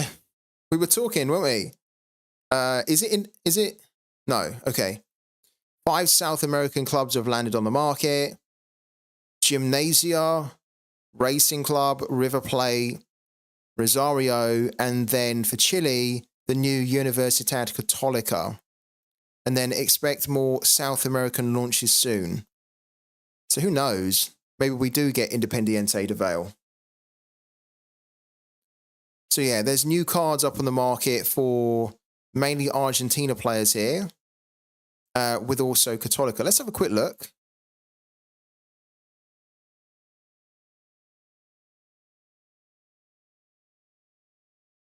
Oh, they've got like a yellow. Okay, that's really pronounced, that yellow, so that you can now see the... It's a bit weird though, isn't it? I mean, they have to pronounce it so you can see the... Why could they not do that white? That's a bit weird, no? Look. It's literally the colour of the card, isn't it? What? Why would they do that? I think that Sorare should have coded their logo to be white here. Personally. because it looks a bit hidden here. You can barely see it on the card here. Look, that looks awful. You can barely see it. They should have coded it white. And then on the limited here, it kind of, the card is gold-like, but then this is almost like a bright yellow. What's happened here? It's a bit weird, no?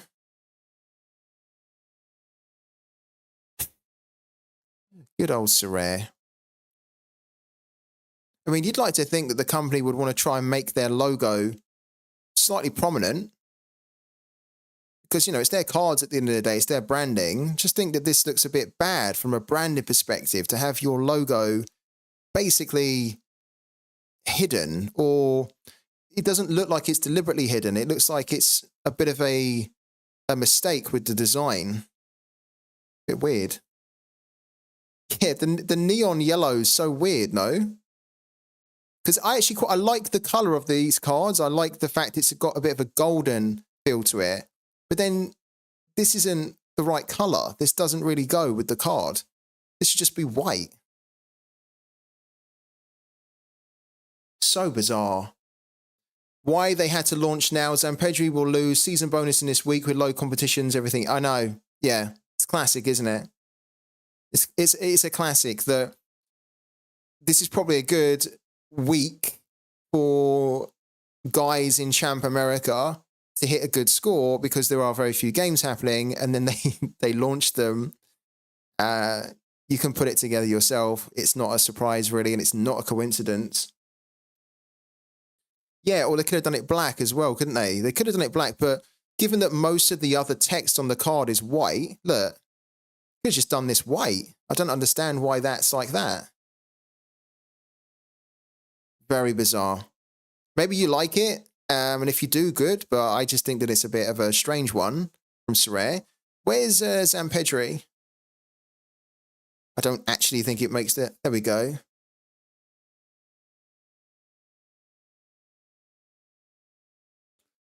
But hold on a minute. Hold on a minute. What's going on? See, look. Hold on.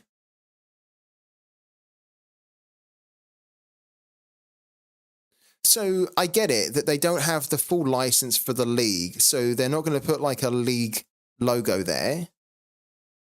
They've got their, so they're just going to put their own logo, but I just personally don't understand why they would do that coloring on the card. I wouldn't actually be surprised if Sorare, so like they could have done it here, couldn't they? It just looks better when it's white like that. I wouldn't actually be surprised if Sorare send an announcement out in a week or something and say that these cards have been changed, or that they're changing the design so that these are now going to be white. And then it will make these cards quite valuable because then they'll be collectible for that reason, that they only minted X amount of these cards with this weird coloring on the logo. Do they have any they don't have any uniques up at the moment, do they, for these cards here? Okay. What super rares are they doing? Yeah. Oh wow. Look at this here. That actually doesn't look too bad there. How much is my gallery worth? Just over £1,000 in ETH. I think it's about 0.3 or something. Yeah, look, 0.387. It used to be worth 0.4. In fact, it used to be worth 1. It used to be worth 1 ETH. But yeah, with all the changes in ETH and fiat, it's significantly less now.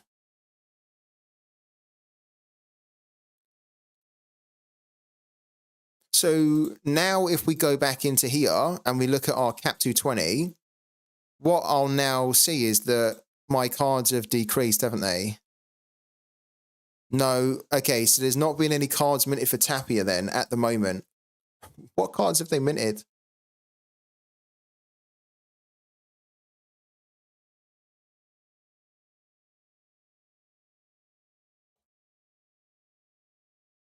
Okay. But they've not minted any rare cards for Tapia yet. When they mint a rare card for Tapia, which they'll probably do this week, this Tapia is going to drop from 10% down to 5% scoring bonus, and then Amperero the same.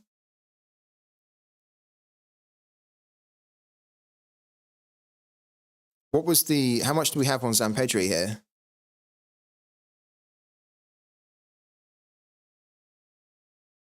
We've got 9% on Zampedri, but 5% of that is a season bonus, so he'll drop to 4 when they mint the rare one. Free Tip Scout, they should rename themselves as Sorare Traders, auction only. Yeah.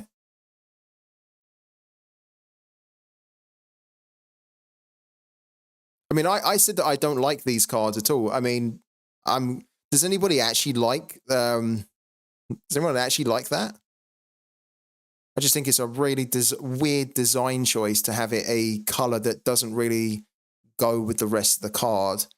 And Sorare's logo colors are not like that anyway.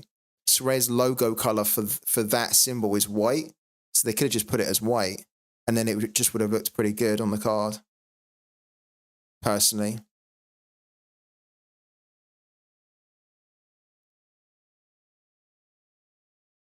But yeah, as I say, I think they could even be quite collectible, because who knows, maybe Sorare will change the colors to white. We've seen in the past before, when managers don't like the card designs and they voice it, Sorare have then changed the cards after they've already minted a batch that were not loved by the community.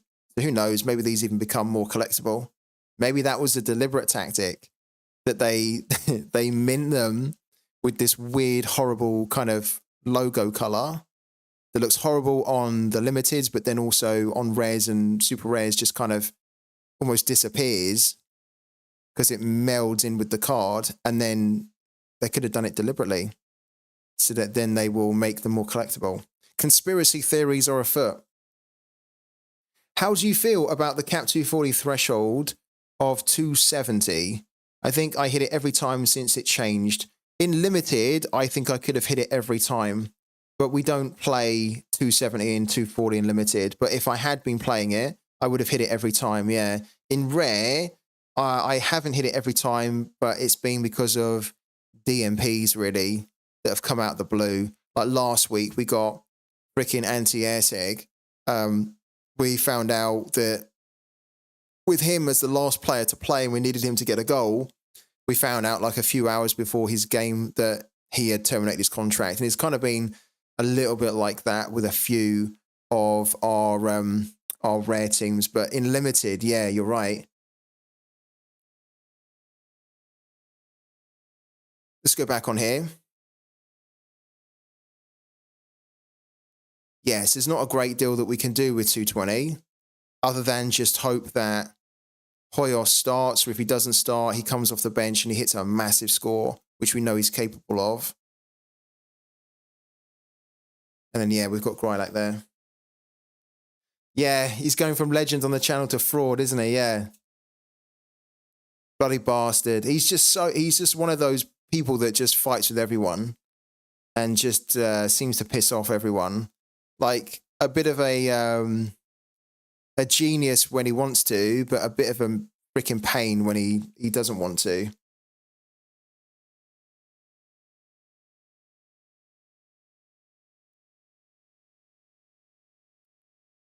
Cap 220 is the only other team that I'm going to be running. Now, unfortunately, we don't have another forward here.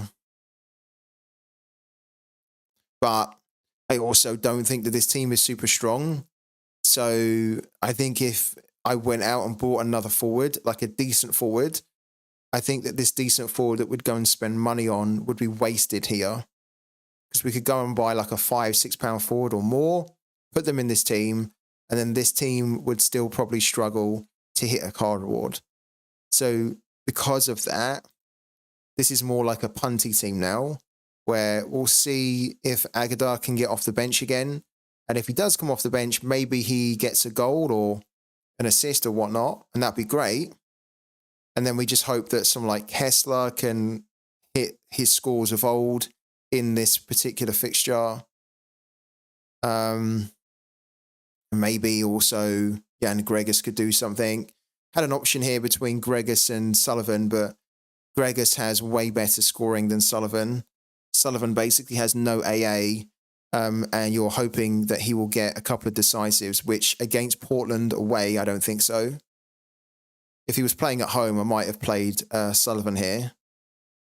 And then, yeah, we've got Grilak in here again, who technically we don't need to play in here.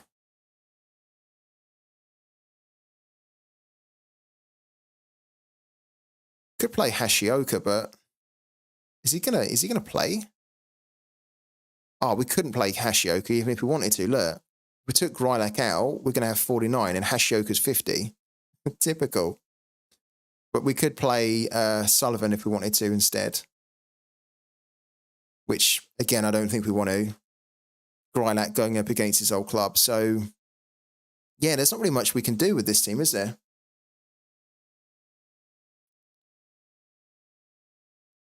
I do want to check out these teams, though. So we've entered this team. We would give the captaincy to Hoyos there instead.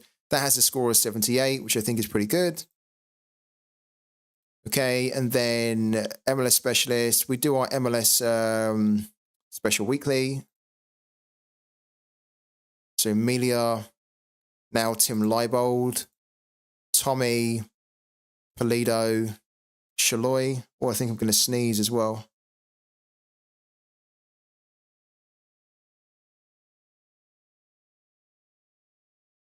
There we go.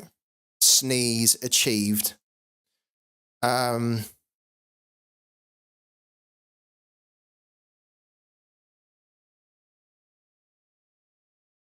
little too much lights coming in here. Hold on a second, guys.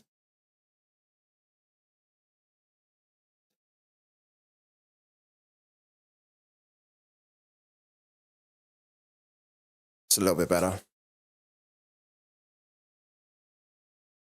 Free tip scout, can you go through the MLS matches like what you feel the results will be for this game week? Yeah, we'll do that.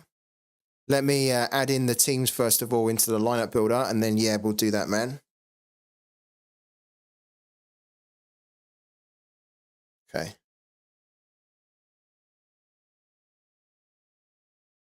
Cool. So, at the moment, we've got the captaincy on, yeah, Shaloy for now. Let's just save that. Actually, is a really good score, isn't it? 85. And then the other one that we're going to be doing here is Cap 220 Limited. If we suggest a lineup for this one, it suggests pretty much the same team, apart from it tells us to play Quinn Sullivan rather than Damir Grilak, which we wouldn't do. And this is just another good example of knowing your players better than the tool does. Sullivan could do good here, but realistically, we want to pick a player that's playing at home, especially against his old club, because most players that go up against their old clubs will have a point to prove. And his average score, or his opponent's score, is really good too, because it shows that Real Salt Lake are allowing midfielder cards to score 62 against them. So, yeah, we wouldn't do that. And then it would throw in Grilak. And that's got, with the captaincy on Jan Gregis, that has a score of 71. And the same if we put it on Kessler. And I think we'd put it on Kessler here, again, because he's got the home game. He could get involved in a last man tackle clearance off the line. Or his AA could just be incredible for once for Kessler. And he could produce a score that we've seen him do in the past before. So that's why we'd do that. But yeah, you can see the big problem here. That Aguilar up front is just not a good option to have. And we're not going to go and get another forward for this team. All right, let's take a quick breather and we'll be back in 5, guys. So don't go anywhere, stay connected, and I'll see you in another 5 minutes.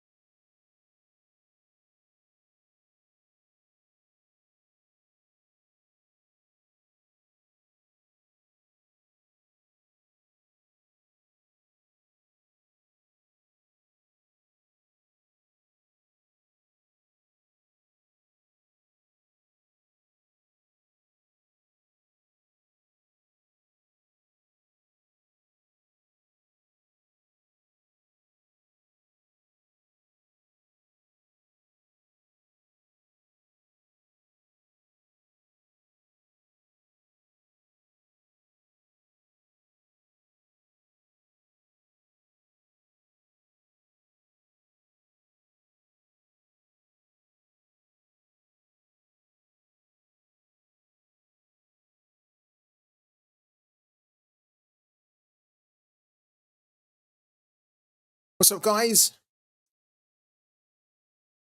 Enrique is at 30%, same L15 as Agada. Yeah, but it doesn't really matter. Thank you for that. Where's the exit? It doesn't really matter. The reason it doesn't matter is that I'm not expecting this team to win anything, right? Like it's a punty team. And so I could go and get I could spend money to bring in a new forward here. Like someone like Agada who's at 30%, but we might as well, if we're going to go and get someone, we might as well get someone who's guaranteed to start.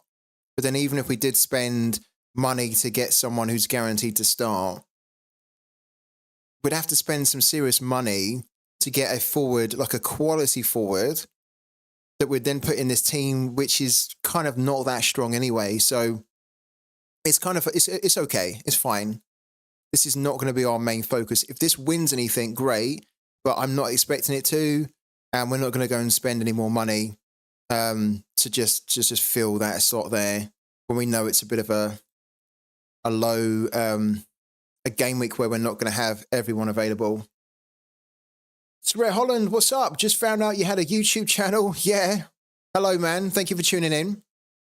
I've had it for a while, and I've mentioned recently I'm going to be ramping up more and more videos on YouTube over the coming months, really. So I'm currently working on a new video that'll go up on YouTube soon. The aim is to try and do at least one video a week to start with, and then, you know, I can adapt it going forward. But yeah, man, we've got the YouTube channel, so thank you for jumping in. I'm really not sure if I should champion America or MLS Special Weekly. Try and do both. If you can't do both, then I personally want to do Specialist because it's the last game week where we can do Specialist, right? It's not the last game week. Well, it's true, isn't it? It's technically also the last game week for Champ America, no?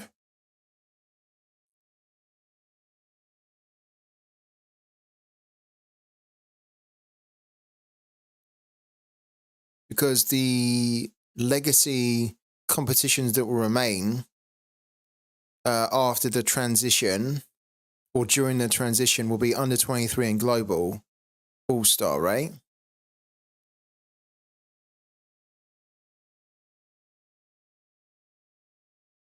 Or do these also remain into August? Can't actually remember. Was it game week 462? What, that's the last game week for Champ America, is it? I guess that's the midweek then, right? Okay. Yeah, but then that goes anyway, doesn't it? Okay, cool. So that's, yeah. I mean, technically, this is probably the last weekend game week then, isn't it, for Champ America? I have a dilemma. Maybe you can help me out. I have a very strong La Liga 2 squad that I can run this week, but I don't know where to play it. Okay. Where are you thinking of playing it? Like, what other competitions are you considering?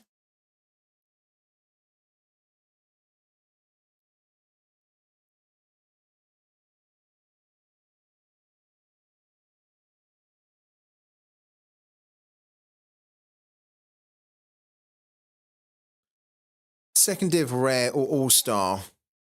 Okay. And what scarcity are we talking about here, Sorare Holland? Is it rare? Is it limited? Super rare?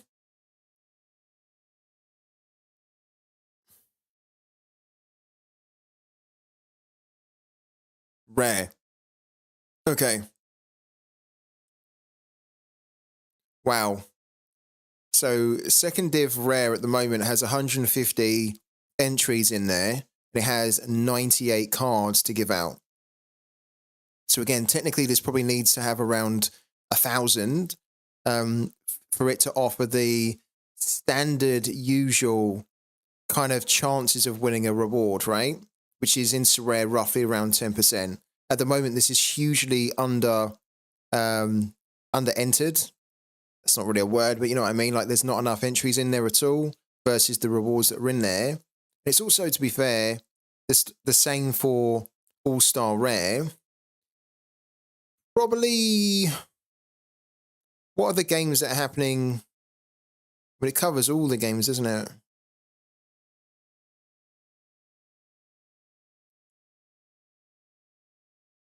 Oh, yeah, look. You've also got World Cup qualifiers in there, like Australia versus Lebanon, Korea versus Thailand, or Japan versus Korea. Okay. So probably what I would say is to do second div rare. It's also going to be one of your last opportunities to enter second div rare, whereas with All Star you'll still be able to compete in it during the transition phase. So if I was you, I would be I'd be entering that team into second div rare. Got a very good chance to win a reward. Good prizes in there as well. And the fact that you're then not having to compete against not having to compete against the crazy mismatched international teams as well. And also there'll be a couple of managers that will be able to put out teams in the MLS Special Weeklies, the MLS Specialist, Champion America, and then also still throw in some MLS teams into All-Star. And I think your team's good, but you don't really want to, I think, go up against an MLS team this weekend, or you don't really want to go up against a Australia versus Lebanon kind of team that has, those players in it, because they have the potential to just completely destroy your players' good scoring. So yeah, second div rare, man. I think that's the way to go for you this weekend.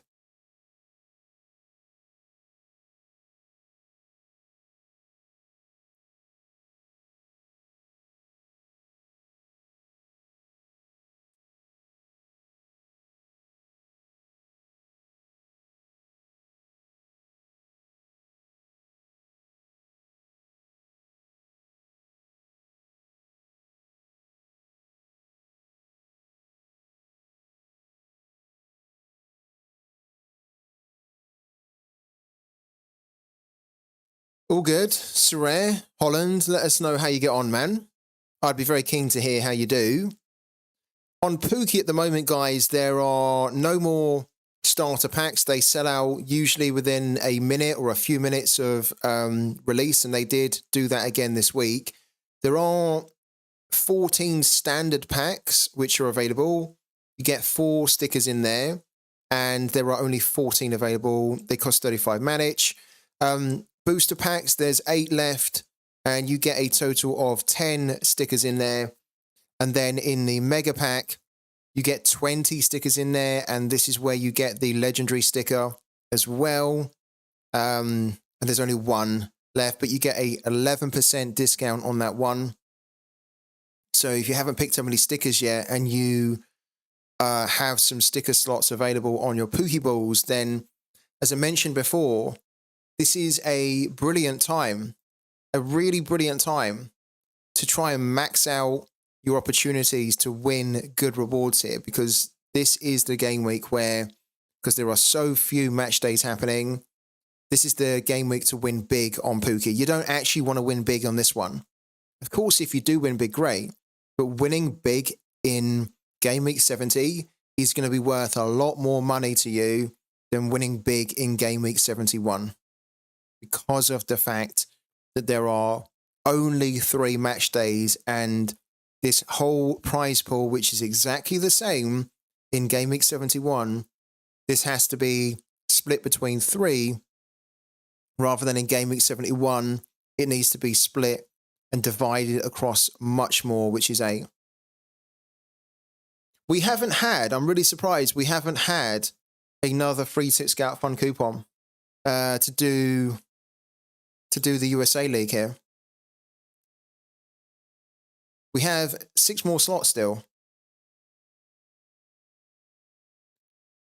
So basically, we have 6 more opportunities for you guys to win limited cards.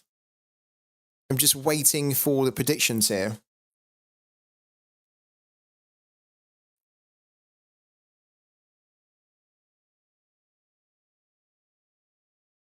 FBL Thinker said, let's go through the games for the MLS, right? So I'll do that really quickly.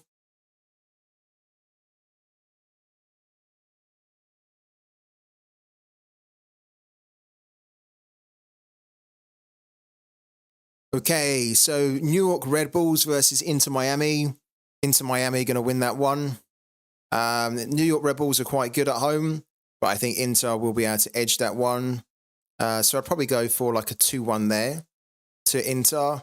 New England versus Chicago. New England will win that. 3-1, I'd say. 3-1, something like that. Vancouver at home against Real Salt Lake. Real Salt Lake are okay. Vancouver, I'm not really a big fan of. I actually think this one could be a draw. So my prediction here would be something along the lines of 2-2. Cincinnati against New York City. Cincinnati are going to win. I'm going to go with a 2-1 here for Cincinnati. Toronto versus Atlanta. Tricky because Toronto have been better. Atlanta, though, are a very good team. I'm going to go for a bit of a high-scoring game here where Atlanta beat Toronto 3-2. But this could be the other way, 3-2 as well. Just can't see where Toronto are going to really score 3 goals from, even with Insigne in much better form. Orlando against Austin. Orlando's going to win that one at home. Austin are not very good away from home. I'm actually hoping that Austin don't concede a lot of goals because we have, as you guys saw, got Brad Stuver in our Cap 220, which we don't have a choice. We need to play him because he's our only limited goalkeeper. But I do actually think that there is a realistic chance that Orlando could score 3 against Austin. I'm going to go with 2-1. Charlotte versus Columbus Crew. Not been impressed with Charlotte so far this year. And they've got a load of injuries as well. I think up front, they don't look that strong anymore. They have a very good crowd. So the crowd that they have at home is usually helping them to better performances. But against Columbus Crew, I'd actually back Columbus Crew here. So I'd say 2-1, possibly 3-1 to Columbus Crew. And then on Sunday, we've got St. Louis City versus DC United. St. Louis City, they're a tricky team because when I look at them, I don't think they're that strong. But they seem to grind out results and they're pretty good at home. They had a very good home record last year. So I'd probably say that St. Louis City can beat DC here 2-1. I expect DC United to score though. Sporting KZ at home against LA Galaxy. This is our community team. So we ideally want Sporting to win here and not concede. I think it's tricky for Sporting KZ because LA Galaxy have good players, okay? It's just LA Galaxy at the moment are conceding lots of goals. So I think that Sporting KZ can get this done, but I think it's going to be 2-1 and we're going to lose the clean sheet. So Sporting KZ 2, LA Galaxy 1. Colorado Rapids versus Houston. For me, this is a 1-1. This is a draw. Portland versus Philadelphia. I think Portland get the win here. I think 2-1 to Portland. LAFC versus Nashville. I actually think that LAFC can win this one with a clean sheet. So I'm going to back LAFC to beat Nashville 2-0. And then San Jose Earthquakes versus Seattle. They've been really poor so far, San Jose. Seattle have been good, but still not up to the same level that they maybe should be. I'm going to back Seattle to edge this 1-2-1. That's what I would do.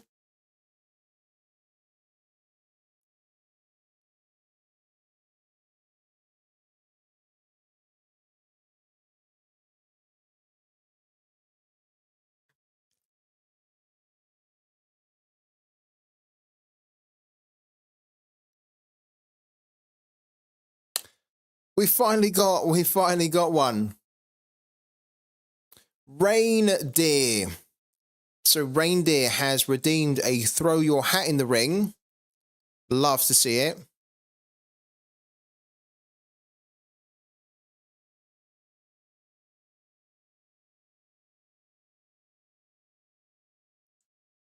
I was saying Ramiro Enrique, who you own, is 30% to start and likely to come as a sub. We can't play him, man. We can't play him. We can't play him because we don't have. He's a common. We actually don't have him anymore because we've just. Well, did we swap? We swapped him out, didn't we? I swapped him out to show you that the swaps were working. So we did have Ramiro Enrique, but we can't play him in here because he's a common. We can only play one common in Cap 220, and we need to play the goalkeeper as the common. I don't own Ramiro Enrique. Look, I don't own him other than as a common. See, I've only got him as a common, but I don't even have him as a common anymore. So I know you were saying that there was you were not able to do a swap, and so then I swapped him as the example to show you that it would work. So we don't even have him. Thank you though. Hello to Nico. How's it going? Where's he gone? Reindeer. What games are remaining for me to pick? Let's do it, man. Thank you, by the way, for redeeming the throw your hat in the ring. So you have the choice now of New York versus Inter Miami, Cincinnati versus New York, City FC. You've also got on Sunday, St. Louis, DC, Sporting KZ, Galaxy, Colorado, Houston, and San Jose Earthquakes versus Sounders. So you can pick whichever one you want. And as I mentioned, with this this benefit, if you get it 100% correct, so if you say 2-1 and it is 2-1 to the team that you thought were going to win, you're going to win a limited card and you get to choose what limited card you win. So what are we going with here, Reindeer? What game, first of all, and then what prediction? So you're going to go for 3-1 for Inter Miami to win. Okay, love it. So 3-1. We're going to use, what ball are we going to use here? Probably this one for the over 2.5 in the exact score here. Yeah, let's do it. So Reindeer is predicting that Inter Miami are going to beat New York 3-1. So we're going to lock that in. And then what we're going to do is we're going to update our spreadsheet and we're going to add Reindeer onto that spreadsheet. We're going to put him down as 3-1 for that game. And if it does end up being 3-1, Reindeer is going to actually get the first pick of what player he wants to win as a prize from my gallery. So 3-1. Set the prediction. There we go. And then what we're going to do, let's come over here to the tracker. We're going to update the tracker here. So we're going to do New York Red Bulls.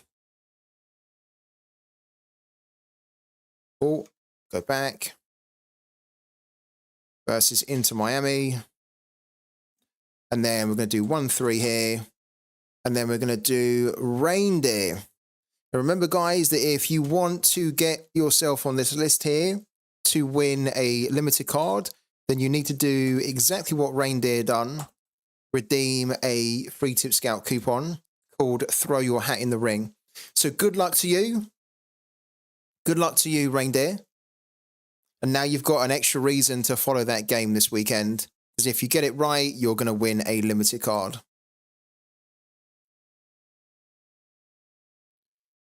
We have another 5 games to predict now. The last one on Saturday is the Cincinnati one. And then we have 4 remaining on Sunday. So you guys, whenever you get the coupons amount, you can redeem it and then you'll add yourself on the list here.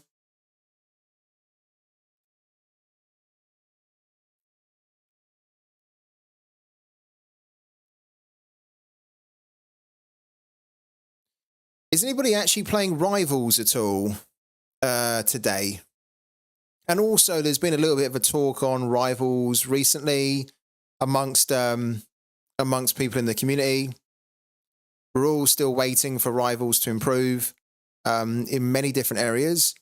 And we haven't really heard much from Sorare around developments or things that they're working on, things that are coming soon. So everyone's just waiting for it. But Is anybody actually playing Rivals today? And if you are, what are the games that you're targeting?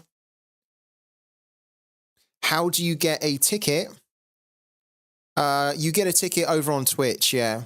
You've got to be jumping over here on Twitch, and then you earn coupons just from jumping on the live streams. And then once you have earned a certain amount, you can redeem a benefit on the Twitch channel called Throw Your Hat in the Ring.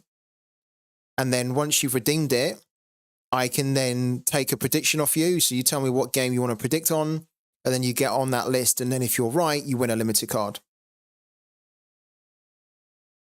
Yeah. We don't have the benefits on YouTube because it doesn't really have that at the moment. But Twitch is very good like that. It gamifies and rewards. So I asked about Rivals and no one's got anything to say. Does that basically sum up where we're at with Rivals at the moment? Where no one's even willing to talk about it. No one's even willing to mention the games that they're interested in or what games they are playing. There's not a special game, is there, that gives you a bonus this week, no? I think they could have done something on the Euro games, right? Maybe. I think it was a good opportunity for them to have said, predict on, or not predict, but play these Euro games and whatnot, and then score X amount to then win something other than a reward box that probably just gives you tickets.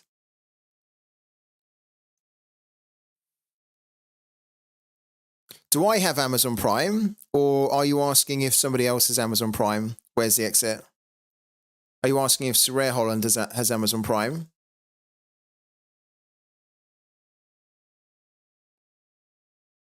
Because, yeah, if you do have Amazon Prime, Sorare Holland, then you can subscribe to the channel for free. You live in China. Sorare Holland lives in China. Pretty much everything is blocked without a VMP. Oh my God. I just assumed that you were living in Holland, obviously, in the Netherlands. What are you doing over in China? And how long have you been living in China for? It's quite interesting. I can imagine that, yeah, I've heard that pretty much everything is blocked. It's very controlled, isn't it? The internet over there. Do you have any problems playing Sorare over in China?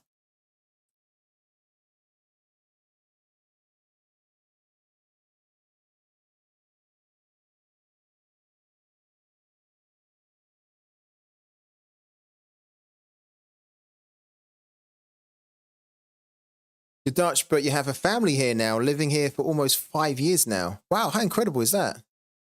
So did you move over there for like a job opportunity, or was it that your family or your wife, your partner, basically, are they from China, and you made the decision to go to live there together and create a family there?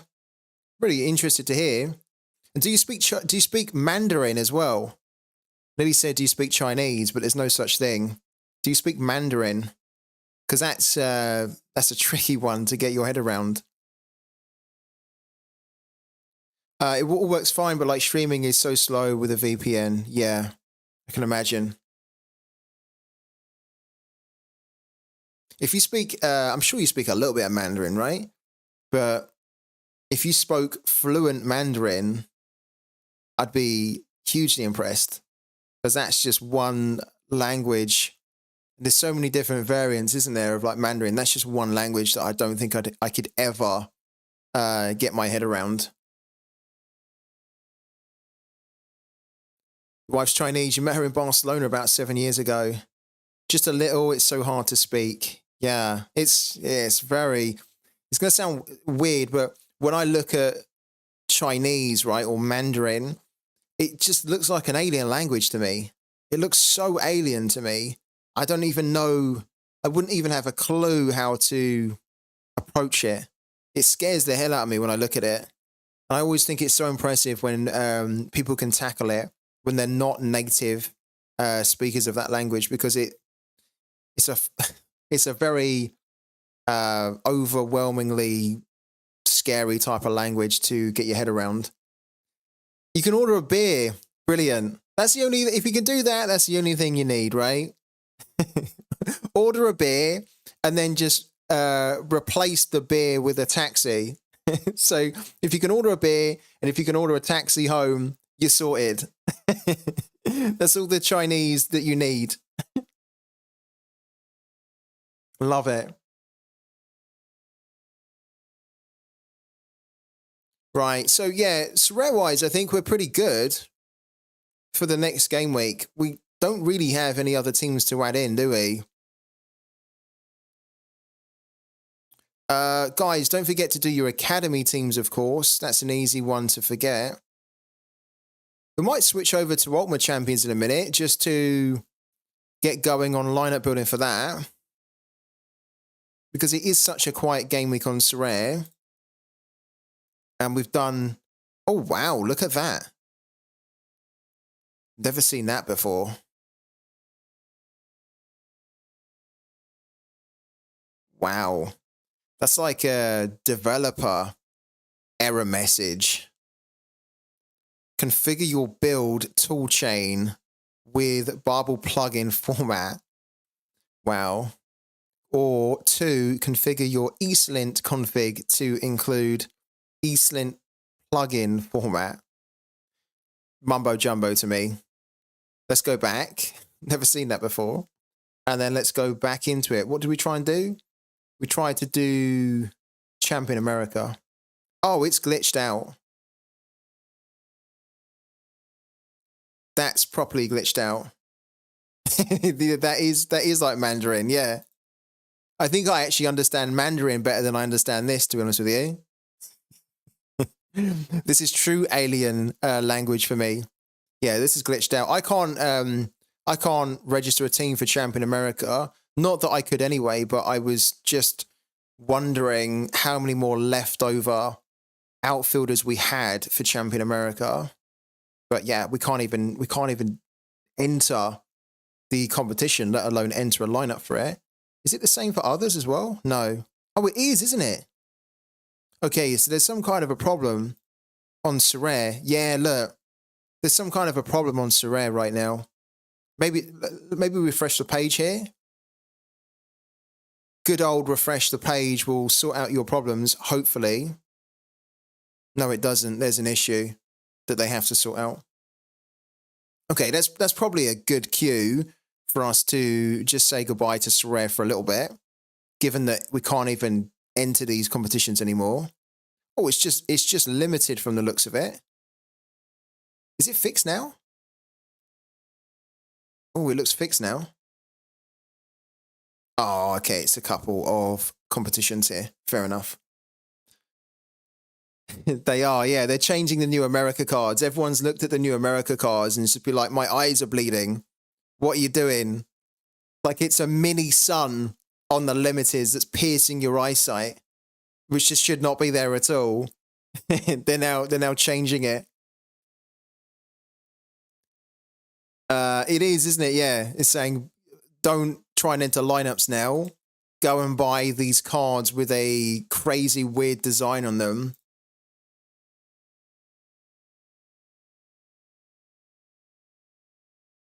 I still find that very weird because actually, you guys know I've always been from the very start. I've always been a big fan of these cards. And I've even said these are my favorite designs, or one of my favorite designs in the game, right? And I know when they first released these, do you remember there was like a massive, massive outcry? Oh, it's even doing it here now. There's a massive outcry from loads of managers that just hated the design. They were complaining about this empty space here. They didn't like this V kind of style. There was just so many things they didn't like about it. They also didn't like the font.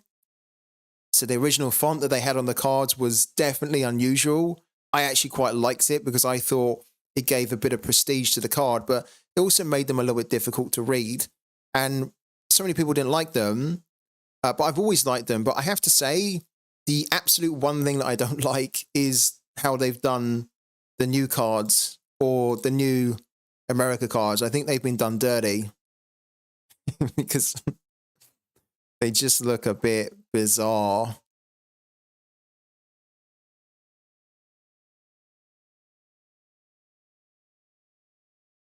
Like, it's such a subtle card that has colors that all work well, and then you've just got this weird color that just does not go on the card.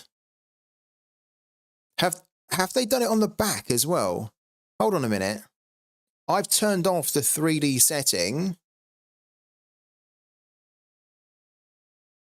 Let's turn it back on.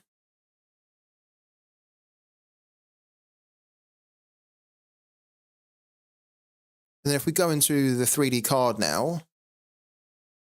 No, okay, so it hasn't changed on the back, thankfully. I was worried that this logo on the back was going to be the neon color yellow that it is on the front.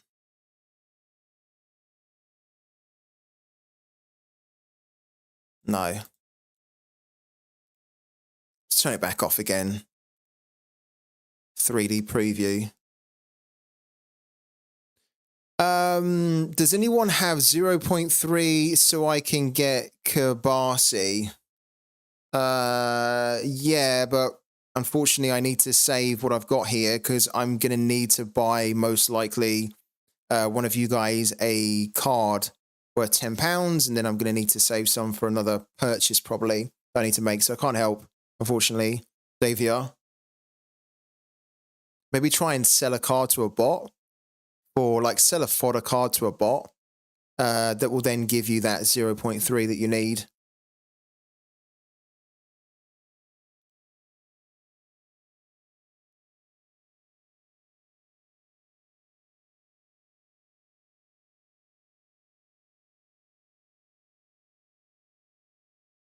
Okay, let's have a quick look here on Sorare.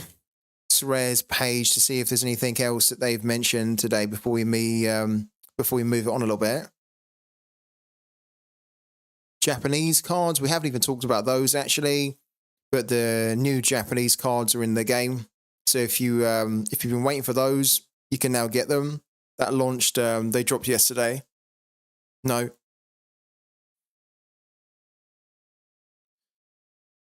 Yeah, exactly, David. Just sell the World Cup cards. I mean, to be fair, probably a lot of bots aren't going to take them. But just see if you can just sell some fodder cards that you just really don't need or you just don't care about. You could probably even just sell 5 of them, and then you'd get like 30p or whatever it is, 0.3. You get some money that will be able to make up the difference, right? Bolts21, as a new user in Sorare, couple of months now, I don't understand how they don't either introduce new season cards before the season starts or when the season is about to start. But they only do it midway through the season. It's ridiculous. Yeah, I got to be honest with you. I agree with you. I have been saying that for a while, and there's been lots of people in the past that have tried to throw cold water on that idea, and they've actually kind of defended Sorare by saying that, well, to be fair, Sorare don't get the photos and stuff until the media days are all done. And sometimes if the media days are late, then it affects when they can then start to do the cards with the pictures and whatnot. My answer to that has always been it's a Web3 game and there's always a solution. So if they can't put the new pictures on the cards, then they could still find a clever way to get the cards out for the start of the season or before the start of the season with a placeholder image on that card that then transforms into the new season card picture when that is released, right? And I think most people, maybe I'm wrong here, but if Sorare told me, what would you prefer?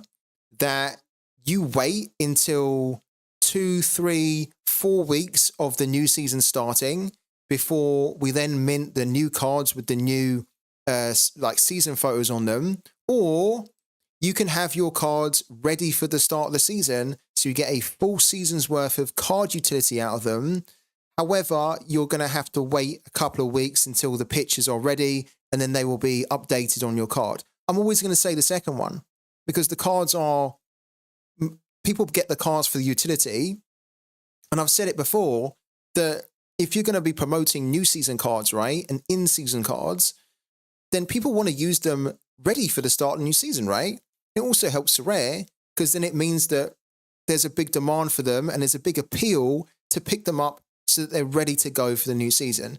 They have said that when the new in-season for the European League starts in August, they're going to have a system where it's going to be ready to go for the start of the season, and that you will be able to either buy the cards a little bit before the new season or straight in the first week of the new season. But I agree with you, it's been a bit of a bad, maybe not optimal way to do it, and I haven't enjoyed it. I don't like the way they do it. I actually said a couple of days ago that one of the things that, as a user, as a customer, one of the things that I think is not acceptable personally is that because Sorare have added this collections game into the game, where there's an emphasis on building a collection and then having that collection to run, which gives you an advantage. I just don't think that it is on at all that Sorare can mint an incomplete collection for the start of a new season, and then they mint maybe 6 months, 7 months later the cards, right, when the season's nearly done, right? Because maybe I want to use those cards at the start of the season. I want to use potentially the whole collection or certain players for the full season. And Ross Barkley has been missing for loads of time, and I don't believe at all that it took that long to get his media day photos. I did speak to Sorare, and they kind of gave me some answer around how they're not really in control of when they can mint these guys, because it's also dependent on the clubs or something. It was an answer that wasn't an answer.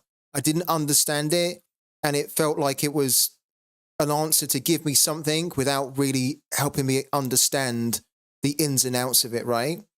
But I've mentioned as well in the past that what Sorare should do is that when they don't mint the cards at the start of the season that everyone's waiting for at the start of the season, what they should then do is they should then explain why cards are missing, right? And when people can expect them. At the moment, we kind of have this system in place right now where Sorare mint the cards after a season starts, and then they don't even mint all of the cards that should be available. So there'll be players that are missing, and then nobody knows why those players are missing. It's a bit of a guessing game, and then nobody knows when those missing players are coming. And it's just not the way that you run the game. Just be transparent with people and say, this is why they're missing, but you can expect these players that were missing from the first batch of minting at the start of the season, you can expect them in the next month, or you can expect them during this window. But we never get told. And I think we need to be expecting more and demanding more from Sorare in that, because I don't think it's acceptable, really, that they're asking people to collect cards and to invest in new season cards, right? But then you don't know when they're getting minted. You don't know when the missing players are being minted. That's not really on. So I agree with you. Yeah, I agree. And hopefully when they do it for the new format in August, we won't be talking about this anymore, because then they'll have a proper system in place and a proper process where we can expect at the start of new seasons where you'll be able to collect all of the team at the start, so you can then get a full season's utility out of them. Because that's ultimately what the gripe comes down to, isn't it? That people aren't actually getting a full season's worth of utility from their cards because they are not minted on time or before time. And then people don't know why, and they don't know when they're coming. So definitely a big area that Sorare needs to improve on. And we need to be harder on them as well as a community. We need to be demanding more from them because we have a right to do so, right? These are cards that we're looking to invest in. We need a little bit more than silence and not knowing when stuff's coming, right?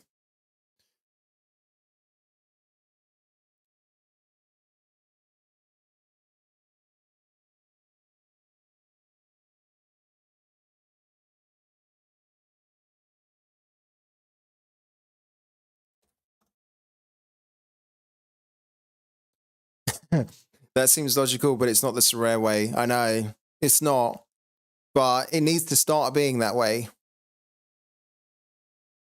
I think Sorare is going to have to really try and they do a lot of good stuff, right? So I don't want this to be misunderstood at all. Sorare do a lot of good stuff. We know that they work really hard. They have lots of people that are probably sacrificing a lot of their personal time. We don't know exactly really how they manage the game internally. And just as an external user that's looking at some of the things that we see in the game and how long it takes and decisions that be made in the game.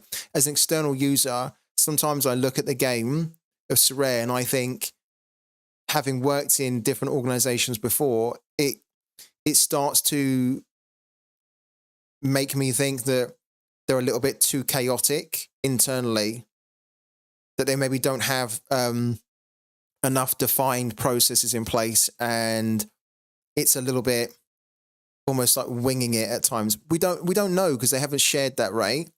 But when you see stuff like that with the season cards, and then you also don't get the communication that explains why, it makes me worry that they're a little bit disorganized internally and that they're chasing their tail a lot of the time rather than taking the necessary time to just pause, map everything out, plan things properly so that going forward, there's like a proper workflow, there's a proper way to manage new game features, and that it doesn't feel as rushed when we do get stuff that then comes into the game, like Rivals, like the club shop, like so many features in the game that then you can see when they release something in the game, it looks like it's gone through like a proper process where it's had the right time and the right people that have worked on it to get it to where it is for it to be released, right?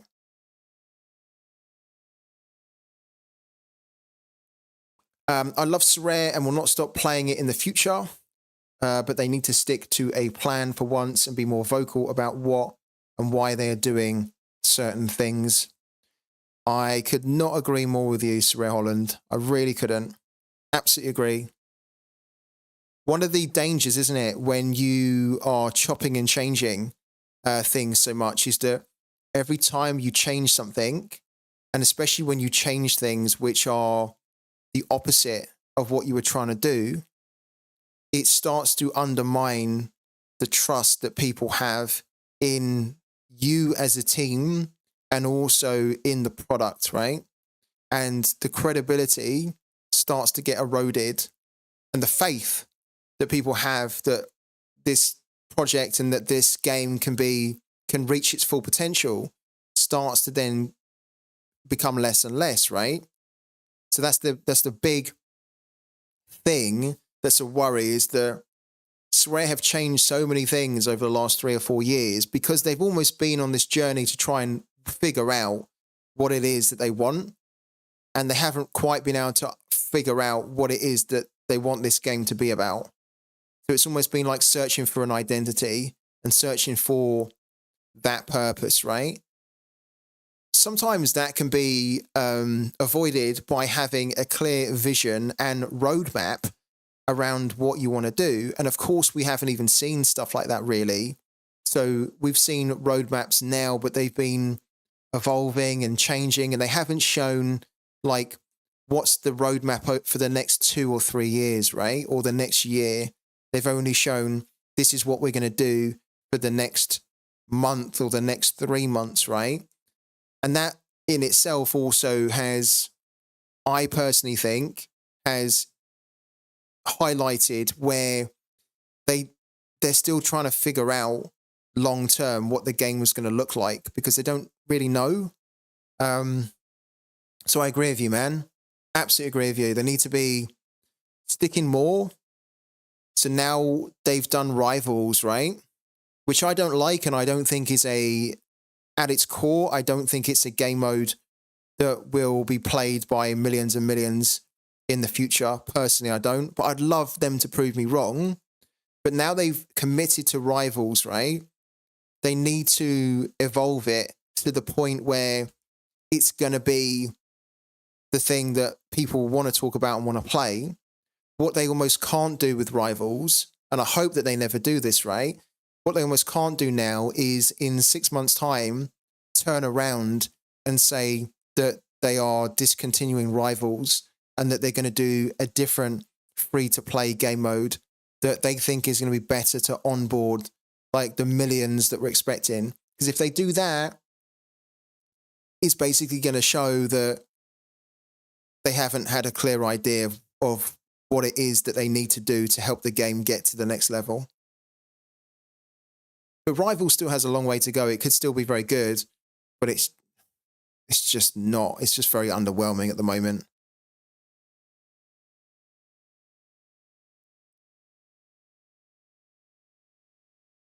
Yeah. Like the new Sorare 2.0, it's starting in less than 10 days and we know nothing. Well, technically we don't know nothing, but I get your point. It is starting soon. Of course, we've got those massive blogs where they did talk about everything in there. Everyone at the moment still doesn't know around the relegation promotion and where they start and all that sort of stuff.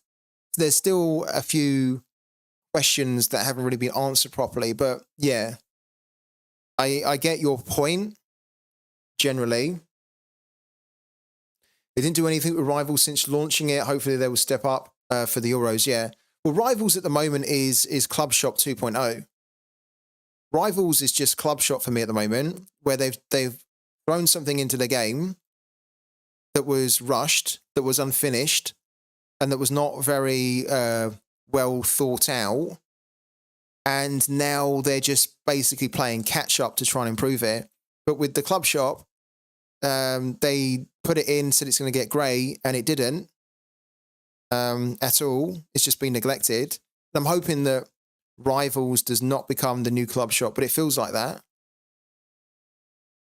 Like I'm part of a Discord group with product managers from Sorare and the community manager Dan in there and Momo and a few other Sorare managers. We're all in there to try and help Sorare to do better with the things that they add into the game and to communicate better as well. And I've asked them 3 times what's going on with Rivals and when can managers expect to get the next batch of improvements on Rivals. And do you know what answer they gave me? And then I wasn't also the only one that asked as well. There was a couple of other managers that also reached out and said, "Guys, what's the latest on Rivals? What are you working on? What's likely the next thing to come? And when can we expect it?" Do you know what their answer was? Their answer was nothing. Like, we had silence back. They haven't responded to me on that. They haven't responded to a few others on there about it.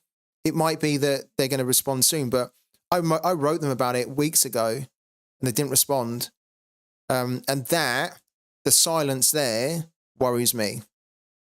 Because it's fine if you don't have the updates ready, but tell us what's going on, isn't it? Like, people are wondering what's happening here with this, because this is feeling like it's dying a bit. You know, this is feeling like it's drifting into obscurity where people are just ignoring it. People don't really see it very serious anymore. It's like becoming a bit of a joke or a meme or whatever you want to call it, right? People are not taking it seriously enough anymore, and then also not really too bothered about it. So we need to keep people engaged in it. And the way you do that is by continually adding improvements and changes and updates into it. Or if they're not happening regularly enough, then keep people posted on what is it that you're working on that's going to make this great, so that then people know there's light at the end of the tunnel. At the moment, we don't have a clue when they're going to be dropping the new updates. What is the priority for them? There's no work log, so you can't come on here and see, okay, this is the next thing that they're working on Rivals, and this is expected when it can be in the game. You get that in a lot of games where you can go into it and it will show you in patch notes or in an update log what is the thing that they are working on, the team, and what's the time frame on it. Nobody has a fucking clue what is going on here, when's the next thing's coming. And it's not like this is the first time that Sorare have been told, don't just go silent on people, communicate what you're doing so people keep engaged in this, so people feel like there's a reason to stick around. At the moment, I think if you're new on Sorare and you've been playing Rivals and you've been playing it for a few weeks, you might still be enjoying it, but for sure there's going to be people that have jumped on, haven't really enjoyed it, and don't know when it's going to get better, and they've probably then bounced, they've probably left the game. And these are missed opportunities that we can't afford anymore in Sorare because of the fact that there are 8 million or so, 9 million cards in the game, a lot more than that actually, and we are significantly low in demand of active users. Every single new user needs to be felt like they have to stay, as in we have to find a good reason for them to stay rather than pushing them away because they seem disengaged, disinterested, the game is not keeping them engaged enough or excited enough about this type of mode, which is a shame.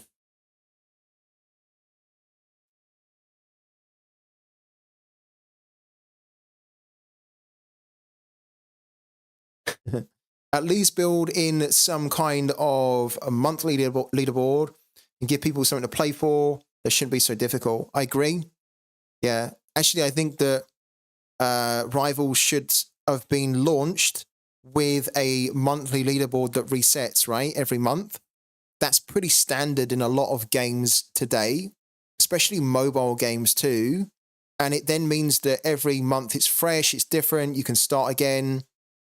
It gives people a reason to be coming back, to be playing it consistently. We don't have that, and I'm sure maybe we will have that, but I would have expected Rivals to have been launched with that. And this is kind of what I'm saying, is that I feel like they rushed Rivals into a launch, and then they said it's a soft launch, we're going to be listening to the feedback, we're going to be improving the game. But when you do that, you lose people. That's what the beta's there for. You do that kind of stuff in a beta so that then when you launch it, you've got a solid base to work from. You're not thinking, okay, we'll add the ranked rewards when we hear that people don't like the game because there's no ranked rewards. The beta can tell you that. The beta can tell you what people want to get out of it. And stuff like the reward boxes here, it shouldn't really require in the actual launch for people to say this is shit. Like this should be, and it's not shit, right? Because it's good that you can win some cards in here, but people are just winning.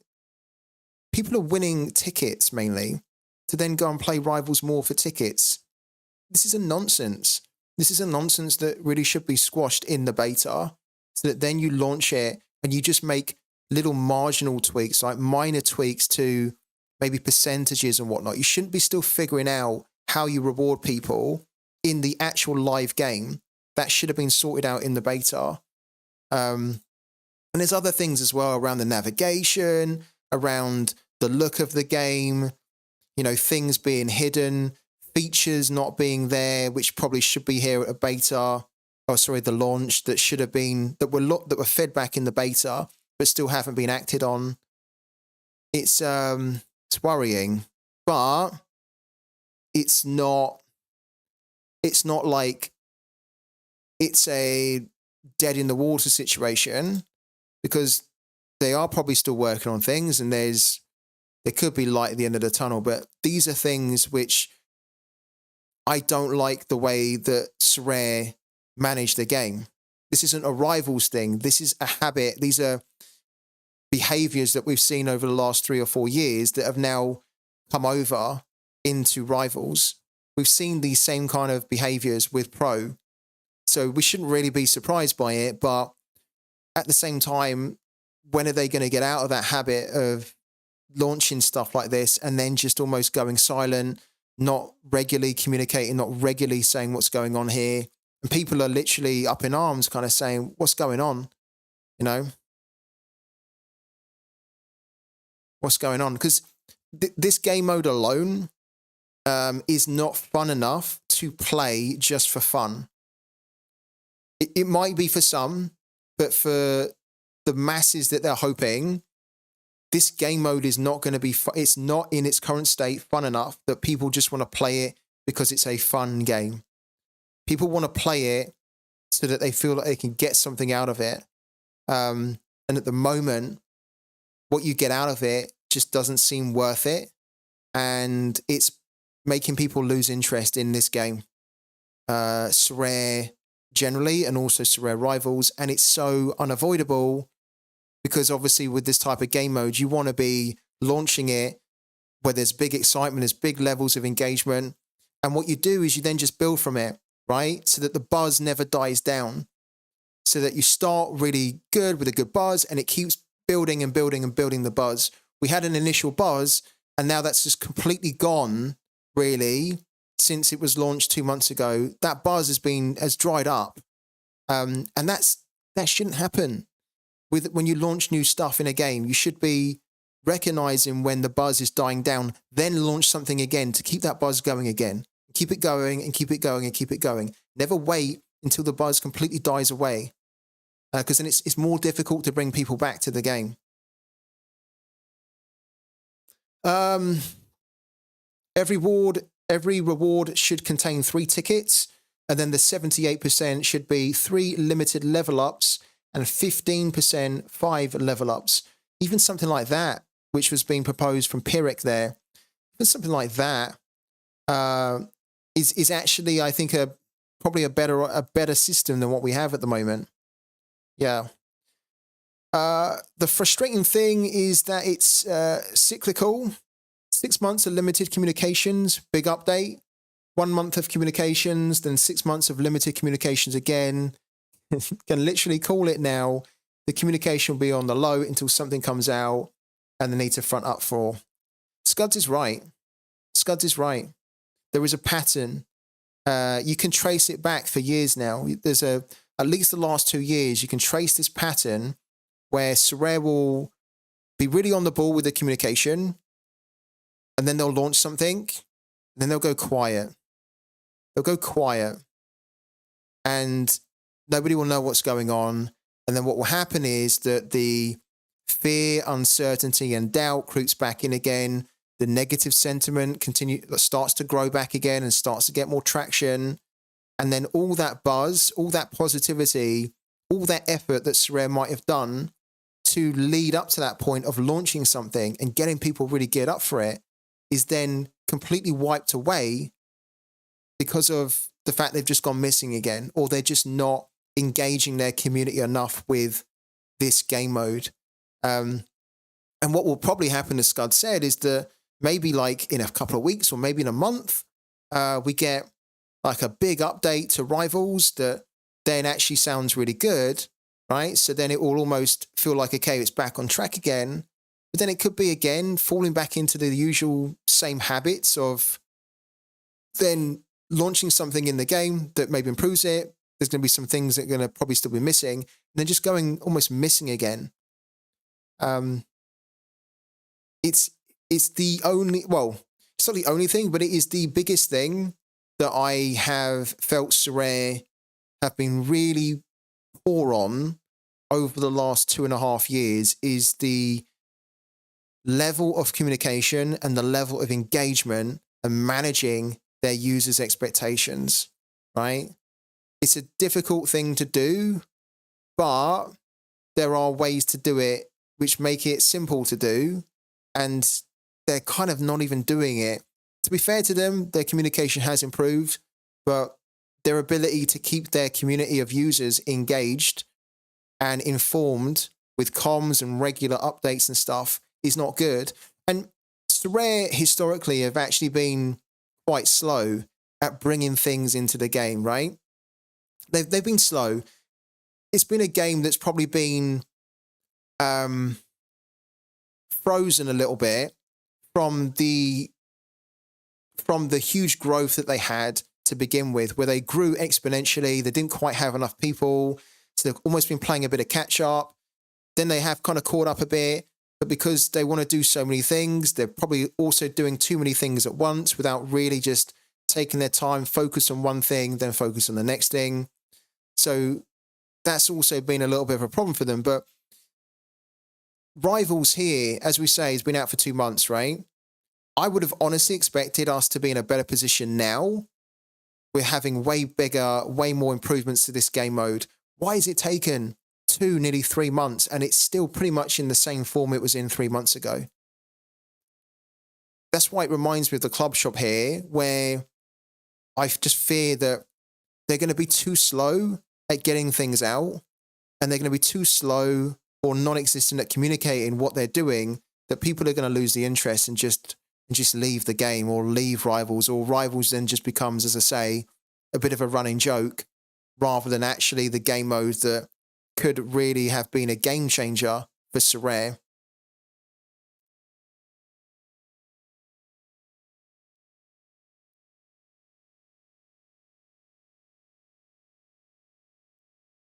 I feel you, even though I really, really like Sorare and want them to be successful, I kind of got turned off lately. I'll give them 1 more year. If things don't get better, just set up and move that money to Pooky. Why is it that you've been turned off lately, Anyon? And yeah, I think everyone who plays Sorare, including myself, we want it to succeed. We want it to do good. And it's just frustrating when you can see that things are so slow or things aren't coming, and then the things that do come are not the things that people really want or what the game really needs, and then you don't really understand why they've done it. And it does kind of feel like we are going around and around in circles sometimes with Sorare. And the funny thing is that they have actually improved a lot as well. So it's better than what it was 2 years ago, but it's still not where it really needs to be.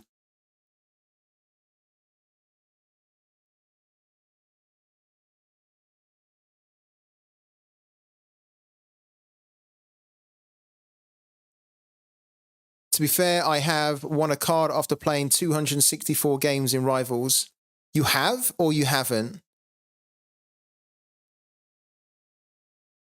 I mean, anybody who wins a card in Rivals, honestly, it's amazing. It must be an amazing feeling to win a card in Rivals because you know that it's a low chance to do it.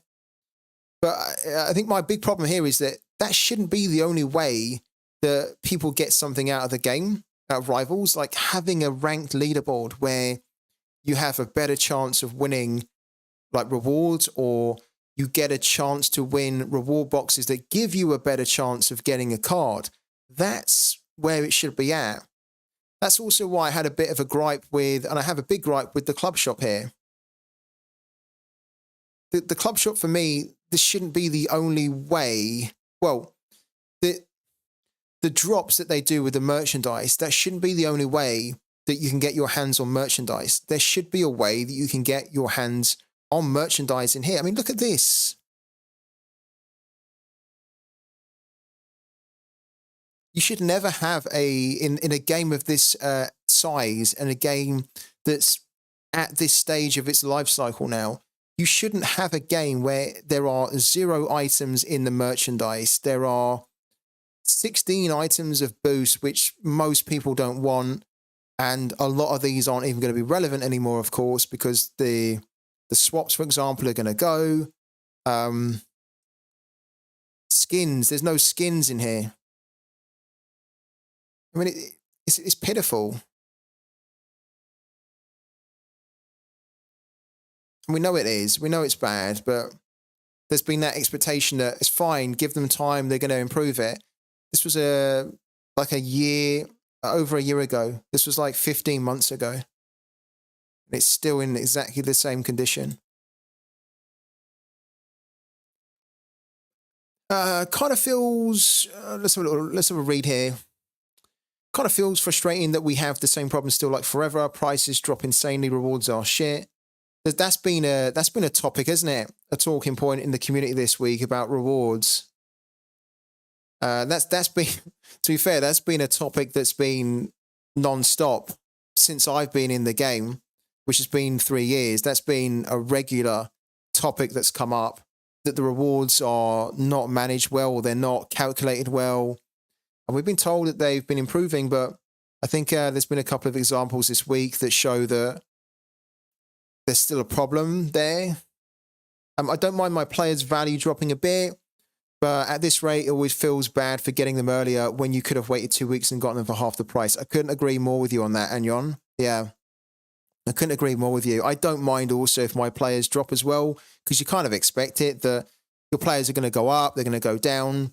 But what I don't like at the moment is that you can get in on a player and think, okay, I'm making a good decision here. I'm getting in on them, and I'm almost like no one else knows about this player, so I should be in an advantageous position to get them before everyone else spots them. And you kind of get them and you know it's a good player, and they're in low supply, for example, as well. And then 2 weeks later, they're significantly lower than what you bought them for no real reason other than just there's just too much supply that's draining value out of the game. And then another 3 or 4 weeks later, they're then almost like half the price. You're like, where was the benefit of me then scouting them and feeling like I scouted a superstar, which is what you'd feel like in the real world, isn't it? If you spotted somebody in the real world, like a real world footballer that's really overlooked, and you think, this guy's great, this guy can go on to big things, we better get him before everyone else looks at him. And then you get him and he does okay, but then his value would drop in real world. You're like, it shouldn't really be like that. So I agree with you. Yeah, it's frustrating. And I've had it loads of times. And I think the extra frustration to that is that at the moment, it seems like you get the players and then they drop in value, but then it feels like there's actually no way for them to return back really to that level or higher levels, because then there's almost like a normalization on the prices where then the new low prices then become the norm, and that then people, managers and the market are getting used to that level of value on that player. And it just seems like there's not as many opportunities for them to really go through the roof anymore, which makes it even more frustrating. When you think about the money involved and investment rounds that Sorare have been through, you can't help but feel like its external profile should be higher quality. The product is of good enough level, but the PR comms is a roller coaster at face value, although I do trust them. Good point. Also, another good point, just to expand on Scud's point there, is that I saw recently, wonder if I can bring it up. I read an article recently. It was around Sorare laying off the staff. Yeah, it was here. So you might have missed this, but most of you guys will probably be aware of this. At the start of this month, Sorare, Sorare were laying off 13% of its staff in the New York office, and they are basically they're shifting them to the Paris office because they probably realized that, first of all, there's a disconnect between their teams, which is leading to a disconnect in the platform, in the product that we are seeing. And also, I think that their New York office and the MLB, the basketball, it's nowhere near as big as what the football side of the game is. And maybe they overcommitted with their New York office initially. And then since they've then seen the business that they're doing in MLB and New York, MLB and baseball, they decided, well, we don't want to get rid of these people because they're good, but we'll just shift them over.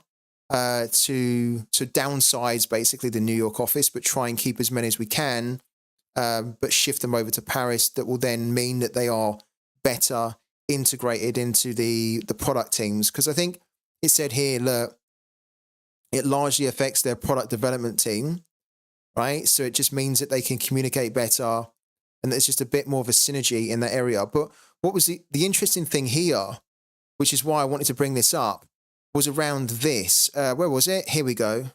This here. And this is what I just wanted to touch on, because Scuds made a really good point there around the investment. They had a huge amount of investment back in 2021 where they raised capital of $680 million, right? And they had a huge valuation on the company as well. But this was kind of a long time ago now, 3 years ago, when the original crypto bull run was starting to take place, especially with NFTs, right? And NFT gaming. So you'd probably say it's nowhere near worth this today. But the amount of money they raised was kind of significant. But what was interesting is that this article, which is a very good site, by the way, TechCrunch, it's a very respected, well-known tech publication. What was interesting is that it says here, look, according to secondary data platforms, Sorare hasn't been garnering much interest from investors there. And it sounds like they've been struggling to get more investment into the game, external investment into the game. And it says here, look, to be fair, the declining interest is not strictly an issue for Sorare. Web3 companies have largely fallen out of favor with investors. But I also think it's kind of an interesting thing, an interesting point to be aware of. That I remember this, where they were making loads of headlines with people investing and groups investing. Of course, the market's different now, but the product of Sorare is different too. Like, it's vastly different from where it was 3 years ago, but we don't seem to maybe hear about more investment in the game to try and take the game to bigger, higher levels and all that sort of stuff. So yeah, interesting. I'll leave the link of this article in the chat in case you guys haven't read it. There you go. You can have a little bit of a read. Yeah.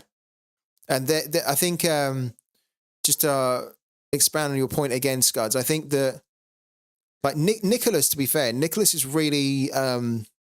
I've had a couple of conversations with Nicholas, right, on Twitter. I've never spoken to him like on the phone or like in person, right? But Nicholas actually seems to be, from the conversations I've had, he seems to be quite in the know on the shortcomings of Sorare. It's just then a case of acting on the shortcomings to correct them.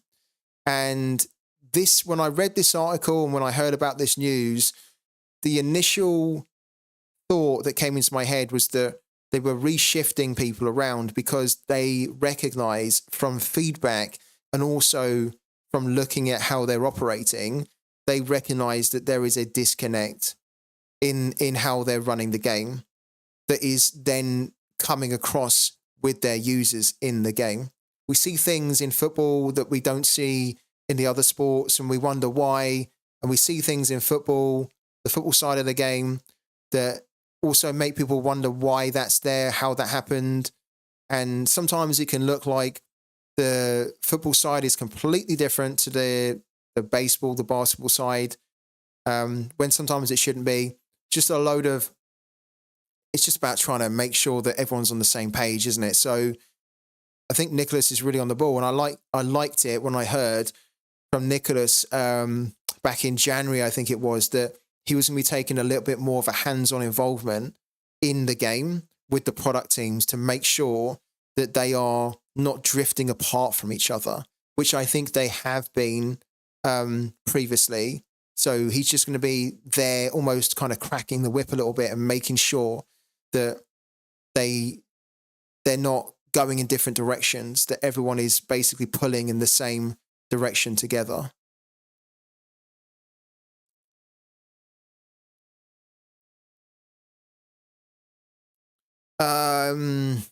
I daren't look myself. I echo the sentiment 100%. I've got a lot of time for Nico. I really believe his heart and his mind is in the right place. Yeah, agree. Right product. He's definitely one of those, for me, he's one of those leaders that truly believes in Web3, even though we've seen a little bit, well, quite a significant move away from the core principles of Web3 in the Sorare game. But I think we've largely seen that because they've also recognized that, first of all, there was a downturn in the crypto market, so they almost wanted to distance themselves from that. But they also know that if they want Sorare to be huge, they need to maybe try and embrace people in a non-Web3 format first, and then start to pump up the benefits of this Web3 game, and maybe then try and bring them out a bit more. But Nico has always struck me as a guy that wants this game to be super successful, believes in what they're trying to do, and knows that he's on a gold mine here, and that this has huge potential to transform the industry, the fantasy sports industry, and actually just almost create a whole new category, as they keep talking about. So he really seems like the sort of guy that's really believes in this, right? It's just a case of trying to make sure that that belief then translates into the teams and the organization practically then able to implement that belief and that vision. I think sometimes with Sorare, they've been a victim of their own vision, where they are dreaming so big, but then they're tripping up on the small stuff because they're not grounding their vision in how do we actually like take the steps to get to that vision. And I definitely believe that they've been their own victim of that over the last 2 years. But we've seen them as well trying to make more steps so that they are actually almost taking the smaller baby steps that will help them get to that big vision. It's not for want to try and... Yeah, exactly. I agree there with Scuds as well. Yeah, I agree. I think its current position of Web3 infrastructure, but with Web2 functionality and not positioned as Web3 game, is a perfect fit for the current climate. I agree on that as well. I have seen a lot of people that were talking, a lot of the Web3 advocates and people that are massive into crypto were saying that their opinion is they think it's a mistake that Sorare hasn't been trumping that they're a Web3 game, and that they haven't been making the game more Web3 focused. But I don't personally think that that is a mistake. I think that's actually quite smart from Sorare. And I think that eventually, once they can onboard more people who are just used to Web2 games, right, that don't know crypto or maybe don't feel comfortable with crypto, but they can onboard them in a Web3 game without those guys really knowing or thinking it's a Web3 game. Well, if you can do that, that's a win-win, because then you've got people playing a Web3 game that maybe didn't even know it was a Web3 game. And then once you've got that mass market, then you can start to, once you've got them, and then you can start to say, okay, we're Web3 and this is a Web3 element that we're going to bring more. One of the things that Sorare done really early on, which you can tell they've massively moved away from almost pushing the Web3 elements in people's faces about this game. Not only the wallet, right? The cash wallet, which is incredible. And the fact that they've then started to peg things to fiat, right? Is that one of the things that you might have noticed, and we've talked about it before, is that when you go down to the bottom page here, you've got this token details, okay? And it's almost kind of an afterthought on the page. It's right at the bottom. It's not, with a lot of Web3 games, that's the thing that's prominent under the actual NFT, right? So you see the token details and you see all that kind of stuff that you're proud of, right? They tuck it away at the bottom. And one of the things that they launched or they added into the game a couple of years ago was this mint and withdraw to Ethereum, which I'm pretty sure nobody uses at all. Okay, and this is when the game was heavily focused on being a Web3 project. And you could argue that even today, they wouldn't need to have this in their game, right? This is how far they've drifted or moved away from trying to develop Web3 features or Web3 functionality in the game. It runs as a Web3 game on the blockchain, but people who are playing Sorare almost don't want to know. And the people that Sorare are trying to target are also not interested necessarily, because the people that are interested in this game that they think Sorare are trying to get are people that are interested in football and people that are interested in collecting, maybe fantasy, maybe the gaming sector of, like FIFA Ultimate Team, Football Manager, that kind of thing. They've targeted those guys, and those guys, sure, some of them will be interested in it, but that's not the hook that's going to get them to play this game and stay in this game and spend in this game, right? And so this here is a feature that shows you when they launched it 2-3 years ago, that at the time they were thinking that if they focused more on doing stuff like this, that this would be the kind of things that people would love, the ownership aspect, that I can take my cards out of the game. I don't think I've met anybody that has said that they have taken their cards out of the game by minting and withdrawing.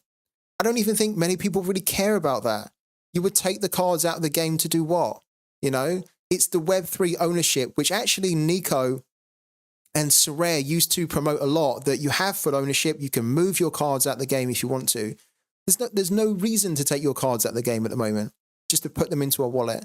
So this was cool, but also it wasn't necessary when they added it. And stuff like this here, I'm glad that Sorare are not doing more around Web3 functionality at the moment, because it's not going to take, people aren't going to go for it really. And to be fair, the guys that are already into crypto, they're going to be into this game, or if they know that it's a crypto-based game, they'll check it out. They'll like what they see. But the problem with also maybe targeting crypto fanatics is that a lot of crypto people, or people that are into crypto, are in on these crypto projects because they want to earn money. And Sorare has become a game where you can earn a little bit of money, but it's not the focus anymore. And a lot of those crypto projects are around play to earn. Or if you're not playing to earn, you're getting in on a project that you then feel has the potential to increase in its token price, or the NFT value could go through the roof. This isn't this game anymore. And so I've seen arguments where people have been saying we need to target more of the crypto guys. Personally, I don't think so. Especially with the prices of cards all just dropping. They'll come in, they'll see that their money's not going anywhere. It's declining, and then they'll just take their money out and jump.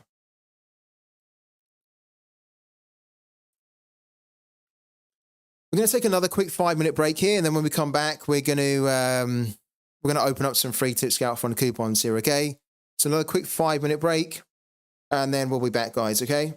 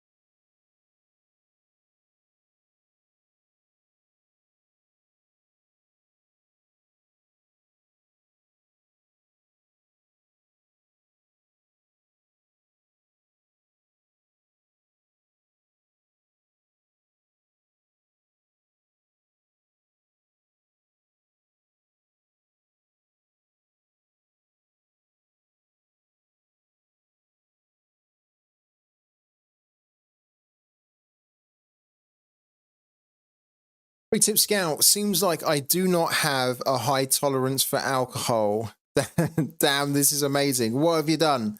Have you had like one beer and are you like flying, you bouncing off the walls off one beer or something? What have I missed, really? Let's have a little look.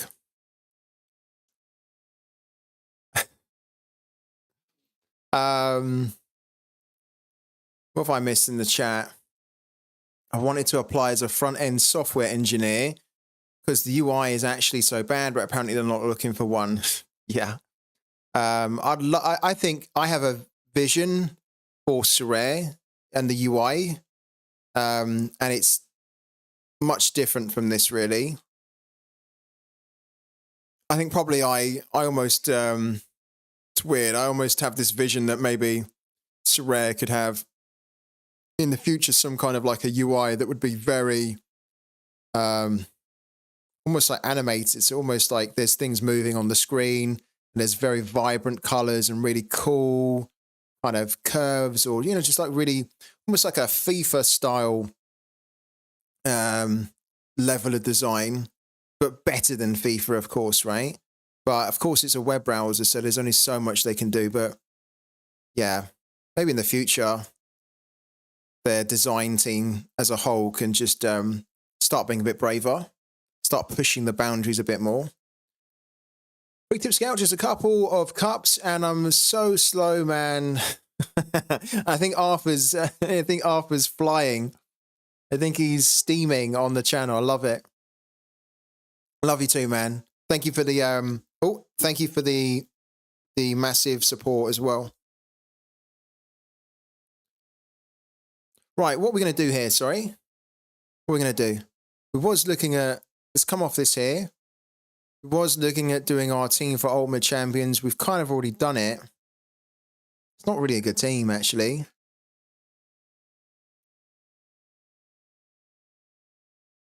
What did I do?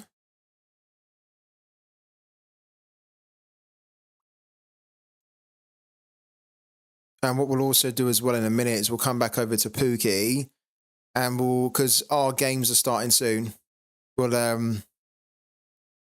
our game is actually starting in just over an hour's time for Georgia versus Luxembourg. So we'll have a quick look at this in a minute. But for now, I went with 4-4-2.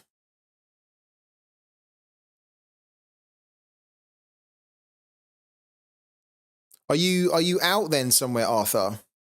Are you out and about drinking with some friends or whatnot?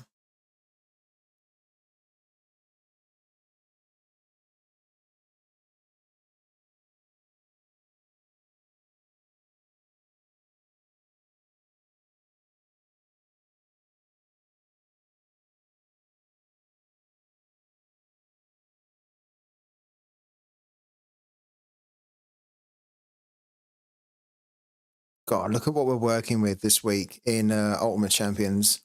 It's dire. It's terrible, really.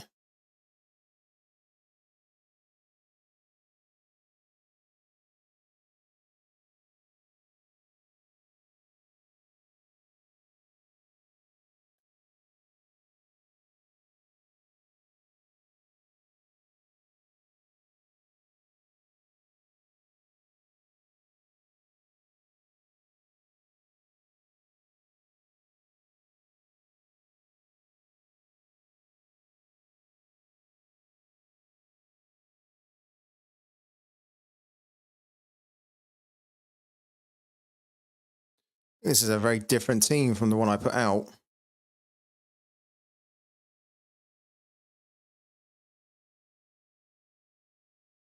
We don't have... Okay, I was going to say, we must have some extra midfielders here.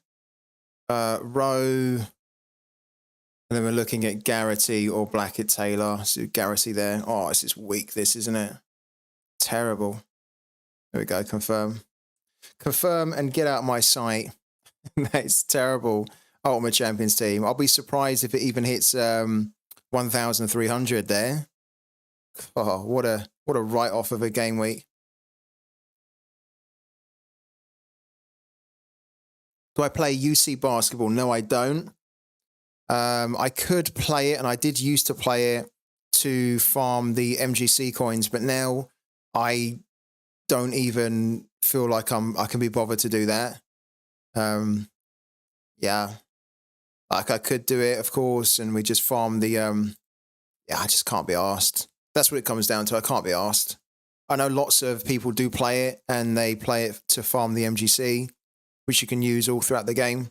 And some people play it, you know, for the Una and the proper rewards as well. But yeah, I don't do it. Do you? You've just joined and got like 400 MGC. Lovely, man. That's the way to do it, isn't it, Ligma? Free Tip Scout sold Owen Bailey that mere reward I got for $30 due to the midweek fixture. You love it. That's incredible, man. Well played, FBL. What are you going to do with the $30 now? Do you have a player in mind that you're thinking about getting? We need to do... Oh, look, there's one tournament to enter. This should be nice and easy. Do we do semi-pro 5-a-side? I don't actually think we've got any epic cards that are playing.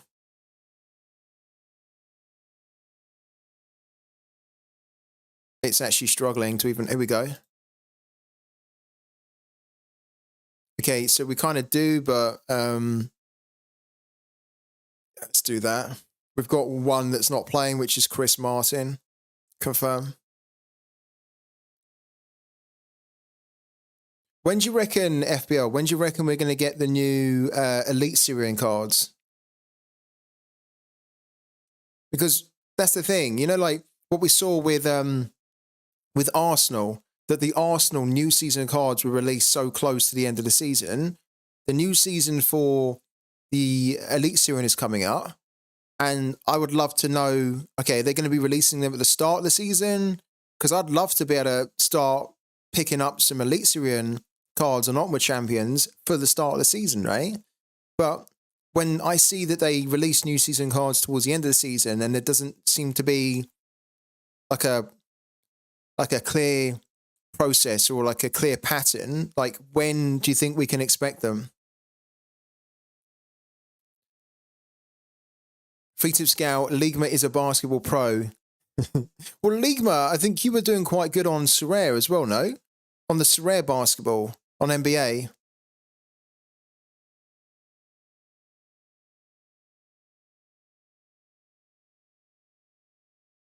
We've nearly got actually enough. We've nearly got enough MGC to get another jumbo pack, and that's what we're going to be doing. So I don't think in fact, I'm pretty sure we're not going to be able to win enough MGC in this game week on Ultimate Champions to be able to afford another jumbo pack. But then after the international break, we'll be able to afford one.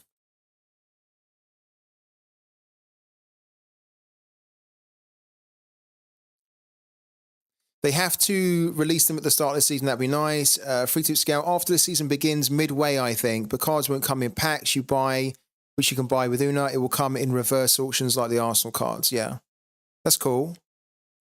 I don't mind actually buying them in the reverse auctions because I think that's quite cool. But I think, you know, as you know, FBL, I'm excited for the new Elite Syrian, right? I'm excited. I love that league and I love following it. So I actually want to be able to follow that league and embrace it more by buying new season cards right for the start of the season. It just feels like for me, I'm not going to have the same level of excitement if they release the cards like midway through the season. I'll be like, whatever, you know? But at the start of the season, that's where I'm like, take my money, you know, take my money. I'm ready to buy. I'm hyped for a new season. Show me your new season cards and I want to get in on them. So yeah, this is why I hope we get them early on, but I feel like if they release them in 4 months or, you know, 3.5 months time, I wouldn't buy them then because my excitement's not going to be the same then.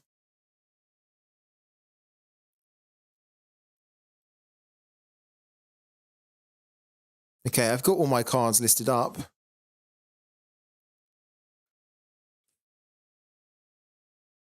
Yeah, that's the thing, yeah.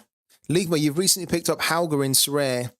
You know what? I'm kind of a little bit annoyed at myself that I got rid of Halga because I had a Halga limited. I think I might. Did I have a Halga rare? Yeah, I did. Look, I had a Halga rare back on the 1st of April 2022, and I knew when I bought him. I knew when I bought him that I had to be patient with him because he wasn't going to do that good at Frankfurt. He wasn't going to get a lot of game time. And he's actually one of my favourite players because I used to follow him a lot when he originally played for Bodo Glimt, when they had the likes of they had Hauger, they had what was the other one? Hauger, Jasper, Kasper, Juncker, sorry. And then they also had the guy who plays for Club Rouge now. What's his name? Who I nearly bought actually at the start of the season. My brain is failing me. Where's he gone? Is he at Club Rouge or has he moved on? There he is there. Philip Zinkernagel. That's it. Zinkernagel. God, Zinkernagel.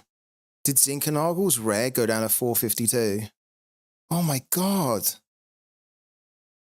Like, guys, what the fuck? Satonio bought Zinkernagel's rare for £4.52 at auction. At auction. Like, what is going on?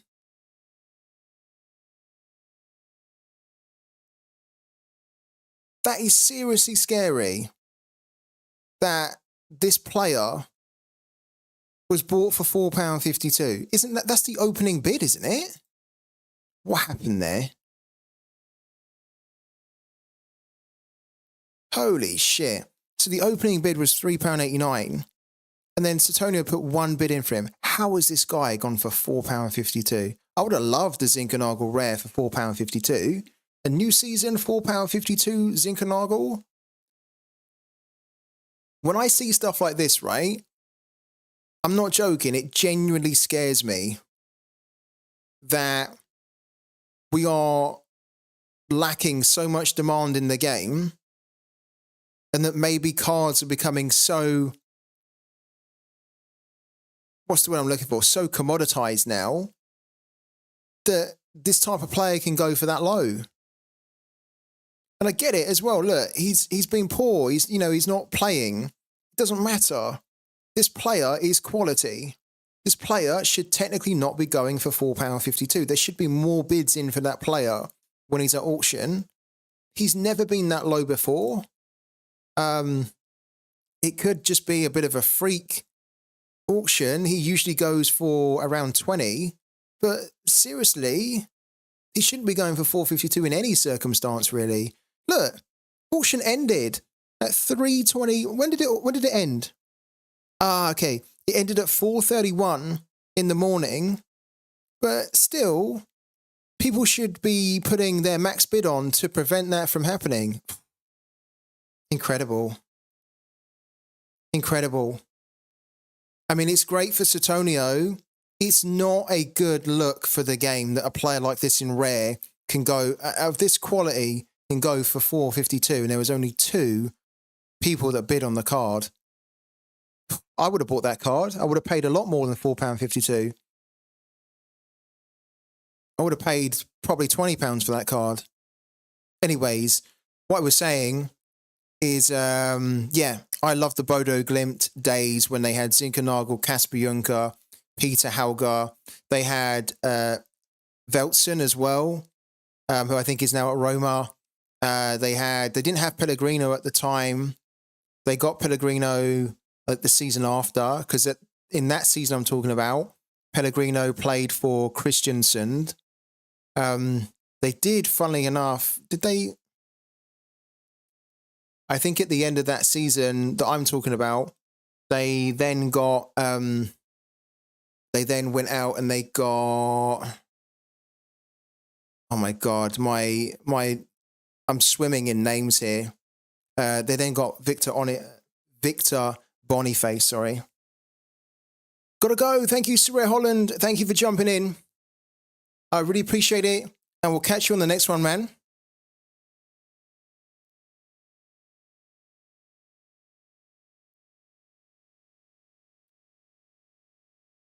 Thank you. Let's have a look at the Haaland rare. Because FBL was saying the Haaland rare is quite cheap. 569. I mean, we know his price is going to be getting lower with the season coming to an end soon. I think the real question here is how low does the Haaland rare go to? Because you can see here,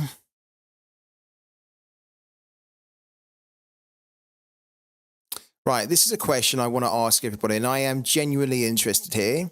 I'm genuinely interested in the answer. So, question for everyone. Do you prefer a game where the prices don't really tend to move, they don't tend to spike too high, but they're quite kind of almost stable, because technically that is a little bit, but then they gradually decline over a year. So there's very few opportunities where it will spike, right? It stays pretty stable, but then it will just stably decrease over time. Or do you prefer more of a market where the player can kind of spike and go up, it can go drastically down? There's almost two schools of thought on that one, because some people do prefer it when like a player has the potential to just go through the roof, even if it means at the expense that sometimes he'll just completely go all the way down. And others prefer it when it's a bit more like this, where it's a steady kind of line, but it's a line or it's values that don't really deviate too much. Like, he's not really going to be getting much higher. This is the norm now for his value. Hello to Calfort as well.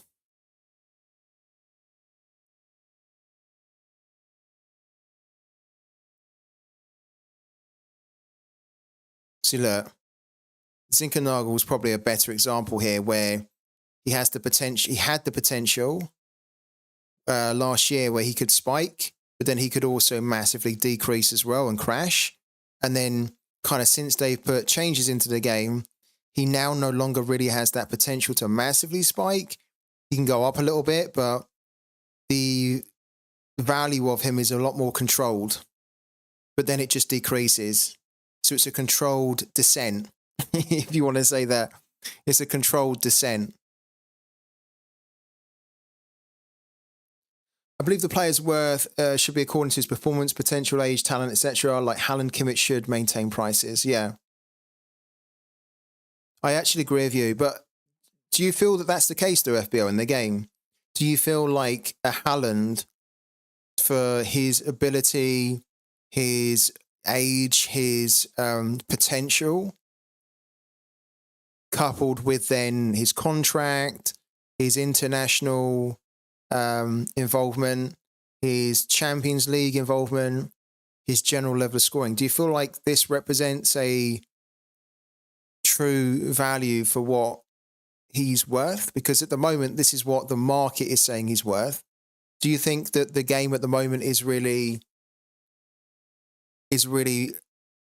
has an environment where the players are worth around this, or are they worth a lot more? Are they worth significantly less?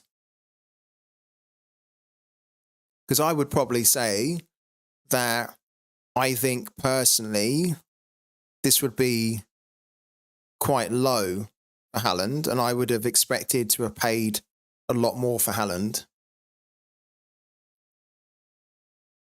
because he's one of the best forwards in the world. He's still really young.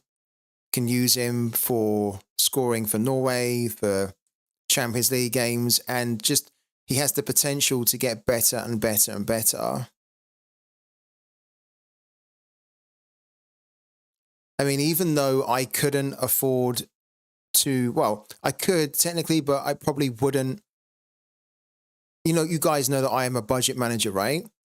But even as a budget manager, I look at the value of the Haaland here and I'm like,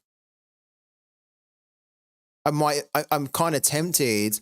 I'm not tempted to buy him now because, of course, he's going to get lower and lower and lower. But like if Haaland got to like 400, 500 pounds, I'd probably be really tempted to pick him up, even though that would be far too much money for me to spend on a rare when I don't tend to buy rares for more than £30. I'd be looking at that and be thinking, this is a Haaland here, a Haaland rare.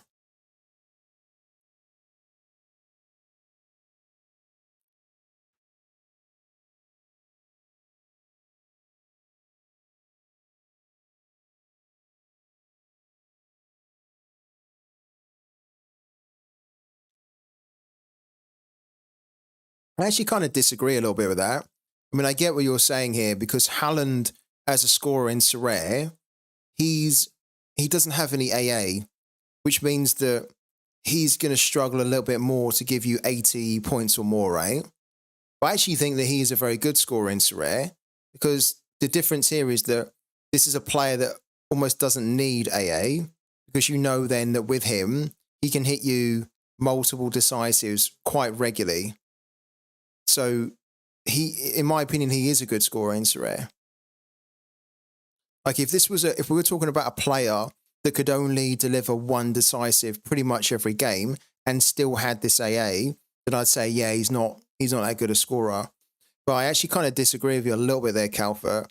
Most of the time, he doesn't tend to give you a good AA, but he is that type of player with the team he's playing that could actually score 2 decisives or more in a lot of games. And with that does give him the ability to score 80, 90, 100, enough for me to make me feel that this is a good player, a good scorer in Sorare.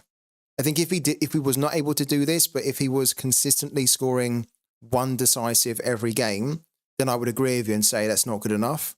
But when he can do this here, and we know that he can do it, I think that this is actually brilliant. And it does make him a good scorer, even with a low AA, because he's just so prolific. But yeah, you are right in the sense that he kind of, technically in Sorare, you kind of need to have someone that has a better AA than that, right?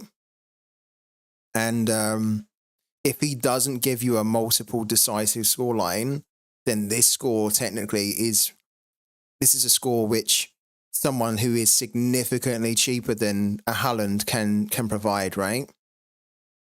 So there's probably a big argument here that for this price, you would expect or hope that he can hit more into the 70, 80 and above and less into this range here. Because this range is a basic, isn't it? Like if you have a £1 or a 50p forward, they can also hit that range too. Now, of course, they can't hit it as often, but that's kind of like a standard. That's just getting a decisive, isn't it? Yeah. Oh, hello. I mean, almost what Haaland would need to get to, and maybe he will get to it, is Haaland almost needs to try and get to this level of SO5 scoring. But I feel like for Haaland to be able to do it, his game would need to change significantly, where he would then need to be taking people on more, missing less big chances, or then every single game hitting 3, 2, 3 decisives, right? And then having a little bit of AA.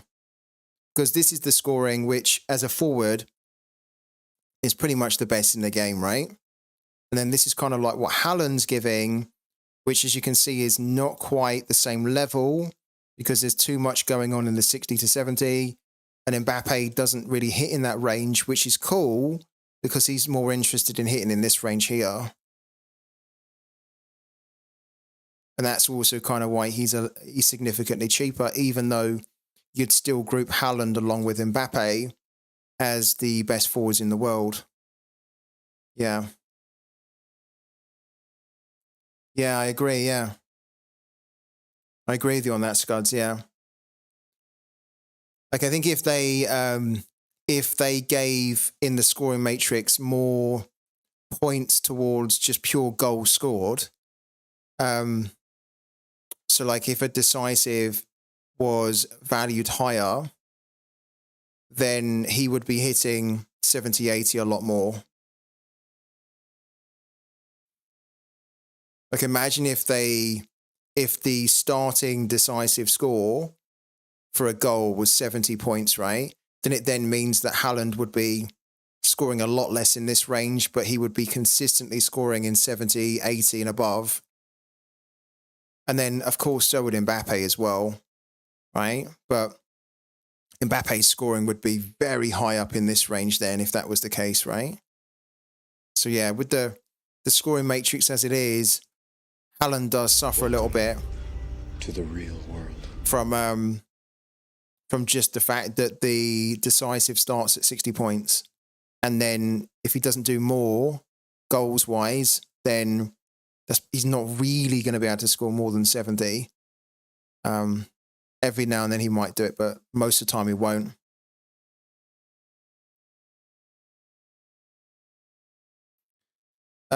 Would it be fun if everyone can afford any of the cars? That's my question. No, it wouldn't. It wouldn't at all. This is the problem that I have with Sorare. It shouldn't be that everybody can afford all the cards. No, it shouldn't be like that, in my opinion. If it's like that, then it's almost like they might as well scrap the scarcity then. And then you just basically, they have an unlimited supply. And then you're just buying. It's just a pay to win game then, isn't it then? Yeah.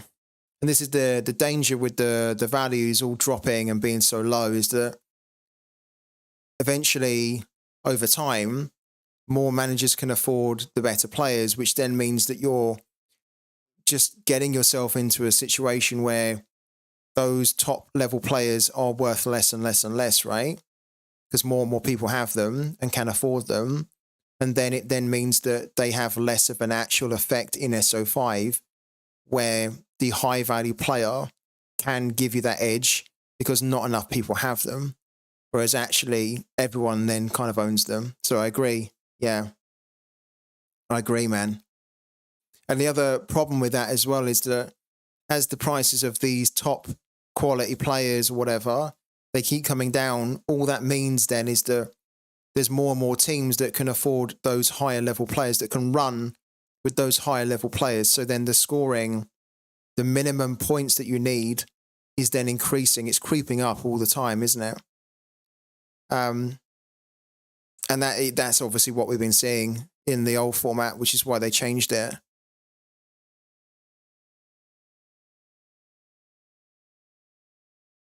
Yeah, we did see it in limited. Yeah, that's why, even though I have just bought a limited team for the community, and I've bought a couple of extra limited cards as well, just to help me compete in Champion America, it's really not a competition that I want to invest much more in or really have anything more to do with. Like, to the point where next season, when the European leagues start again, I've got no intention to buy any limited cards next season at all. I already don't like the fact that I've got so many anyway. I don't really want any more.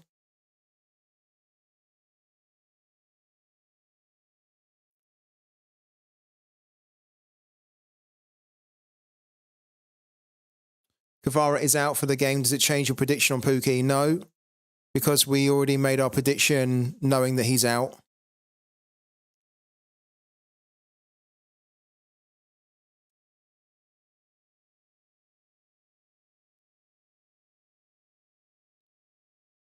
Do not forget my throw in the hat. I have forgotten. I haven't even seen it. Oh, wow. Cool. Perfect. Thank you for reminding me, Arthur. So Arthur is doing a throw my hat in the ring. What game are we doing here?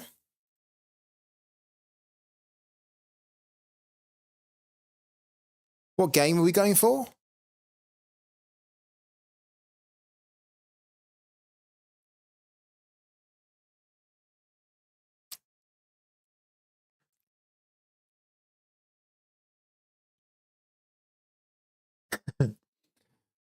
I think Arthur's giving us a drunk throw your hat in the ring. Imagine if you win it though, Arthur.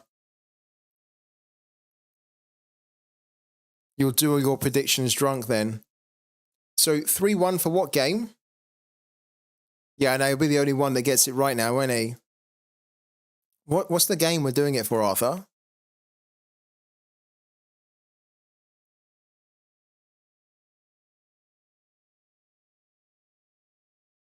Oh, the earliest game. This one here. This one. Cincinnati, New York City. 3-1.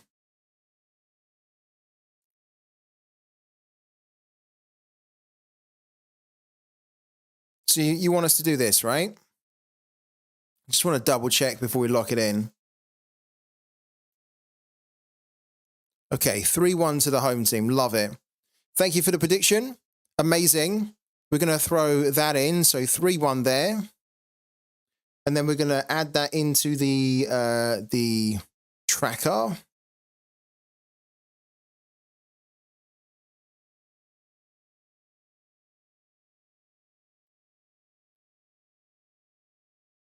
Okay, and then we're going to do 3-1.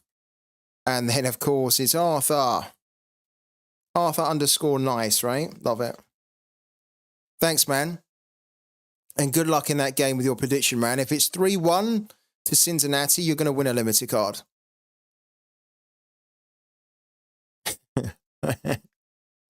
Yeah. We have a rotated drunk audience.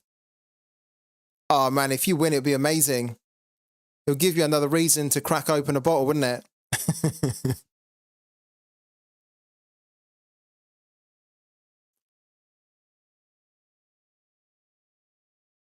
Okay, so we have all the games for Saturday are done. We have 4 more games left for Sunday. So you guys have 4 more chances to get on this list for this week where you can win a limited card.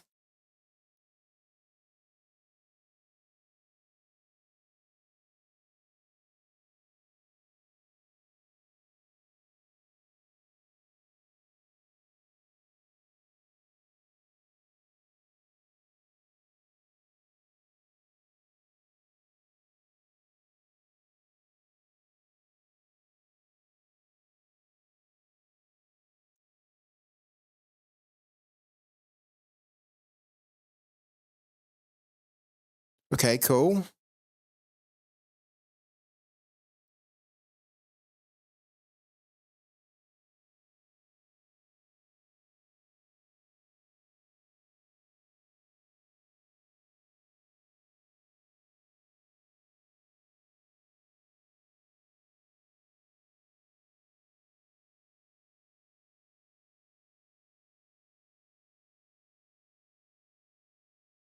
Just double checking the teams here to make sure that, yeah, the players that I've added are probably going to play.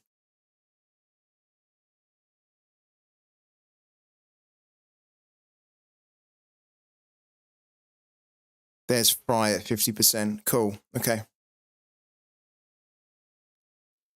Right. Let's have a quick look at the Georgia team then. Because you guys are telling me that the lineups are out for Georgia versus Luxembourg.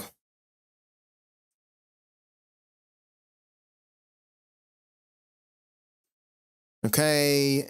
McAdowd, sorry. Marmaz Dashvili.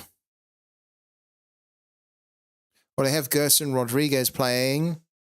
They have Maxime there, Miko Pinto, Barrero. It's not too bad from Luxembourg. They are suffering with a few injuries there, but that's actually an okay kind of team from them. That definitely doesn't change my prediction for that one. I think we've got a good one in there. Let's go Luxembourg. God, can you imagine if Luxembourg get through? What would be a 1-0? Look at that. A 1-0 for Luxembourg is only 200 base points there. That's so bad.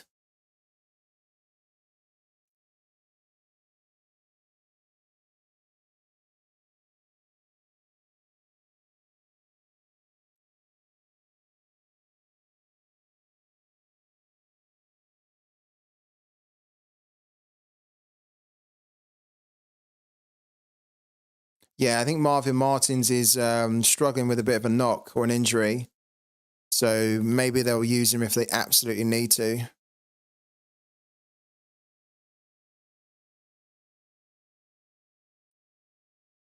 Yeah.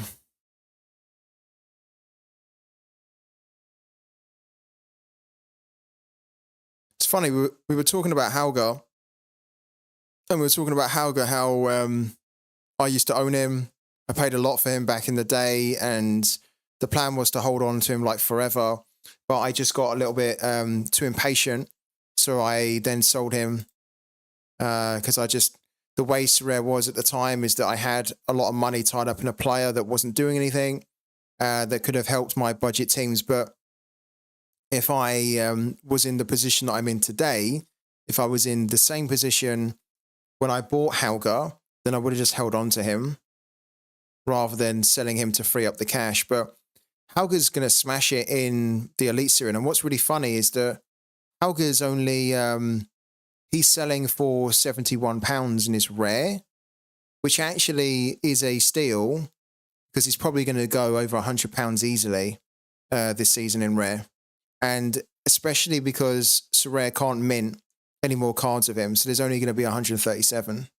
And he's going to be playing in the contender, which means that he's going to be probably one of the cheat codes in contender. As in, like, if you didn't have him, he'll probably be one of those players that you'll probably need to have if you want to be continually challenging for top podium spots in contender. And you won't just be able to go to Sorare and say, where's like mint cards for me, because they can't mint anymore.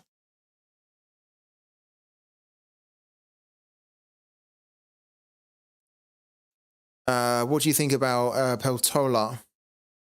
How much is he worth? Oh dear.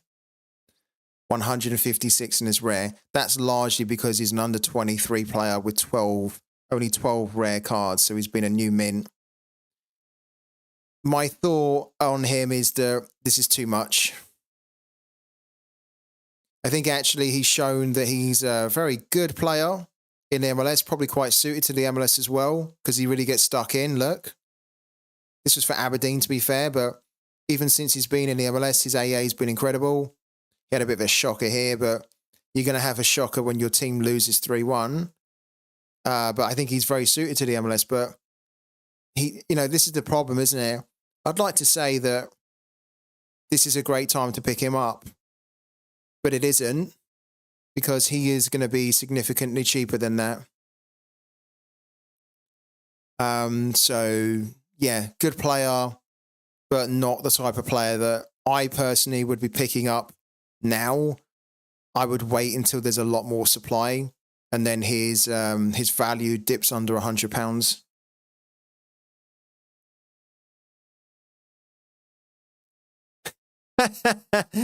Arthur's struggling to type here.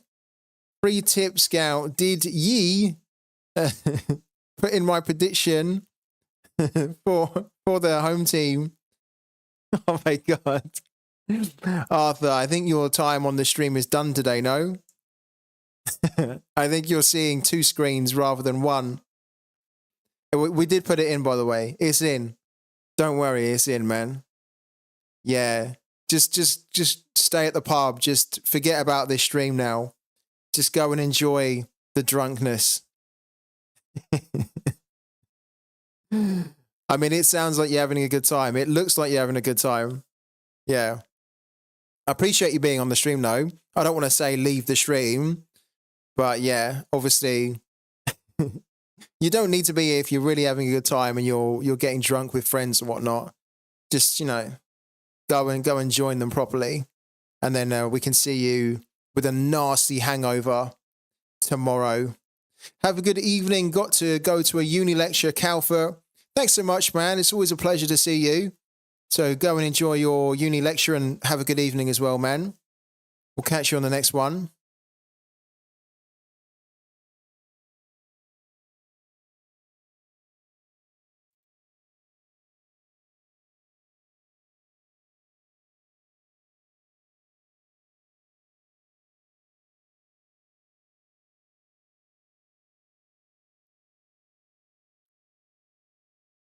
Let's have one last check of our qualifying games, which are all playing tonight. One last check on stream just to make sure that, like here, look, this is why we check them. Because at the moment, we can lock in an additional kind of what, 17 points or so? Not even that, really. 15 points, sorry. Which we're going to want to lock in. This one's gone up a little bit, but not too much, really. That's gone down.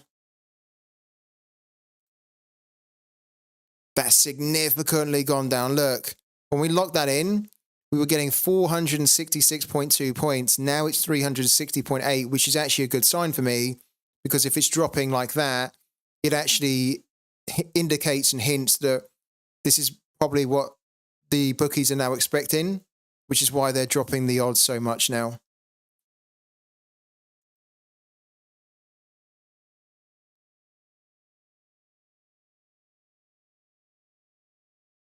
Cool, 324.8 now. And we've got 97. Oh, we need to be a little bit careful here. We've got 97 energy left over. We need to do an additional 4 here, which will then give us 67. And then we need to pay some of that forward. This is going to be 140. This is going to be 140, so 280. Yeah, we need to make sure that we don't dip below 40, which we shouldn't. We shouldn't dip below 40. But the reason we need to make sure is that next week we will get 245. And if we want to fully predict, say, the USA League and the Argentinian League, we're going to need 280. So we have 245 next week. We're going to need an additional 40, which is why we need to make sure we pay 40 of this forward from the existing energy. All right. Anything else we need to cover? Or do we just end it? There's nothing else I really need to cover on the stream. So we're just burning time here, really. Any other questions about Pooky? Any other questions about Sorare, the new game week coming up, the weekend? Throw them at me now, or we'll end the stream.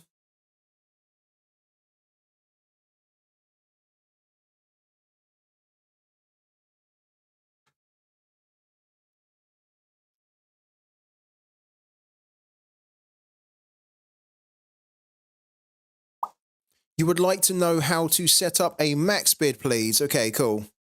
So, max bid, what, on an auction?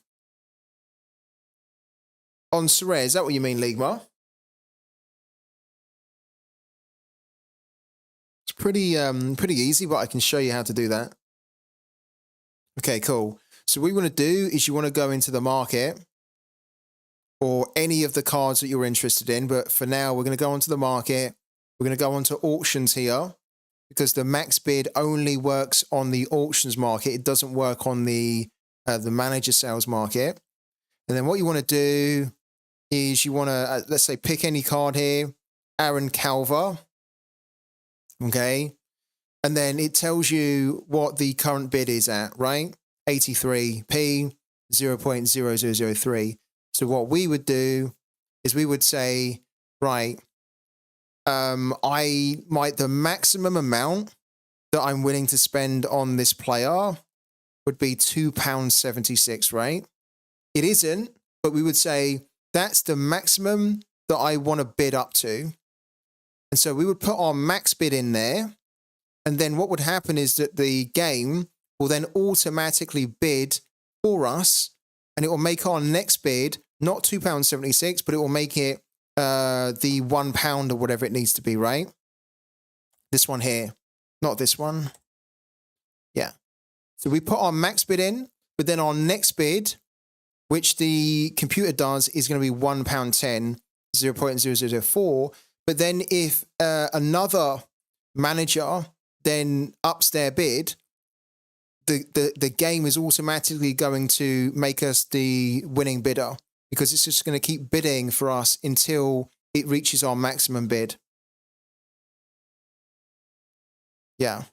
So when you put your max bid in here, it's not what you want to bid next. It's the absolute maximum that you want to go up to. Okay. So if you're willing to spend up to £5 on a player, then put that £5 in as your maximum bid. And then the game will just naturally bid on your behalf. Even when you're not live, it will make sure that you are continuously the winning bid until the bid goes beyond your £5, and then you're outbid, okay? And then you're not going to win. So then you'd have to come back on, and if you decided, you know what, I don't want to lose this player anymore, I actually want to make sure I'm the winning bid again, then you put another max bid in to then become the winning bid, right? And what will happen is that when you put a max bid in, let's say you put a bid of £5 in here, which you're willing to pay maximum for this player, but then the player only sells for £2, then of course you only pay £2, and then the £3 that you committed into this bidding process, the £3 is then returned to you. So even when you put a max bid in, it doesn't mean that you lose £5. If he sells for £2, you still only pay £2, and then you get the £3 returned back to you that you didn't pay.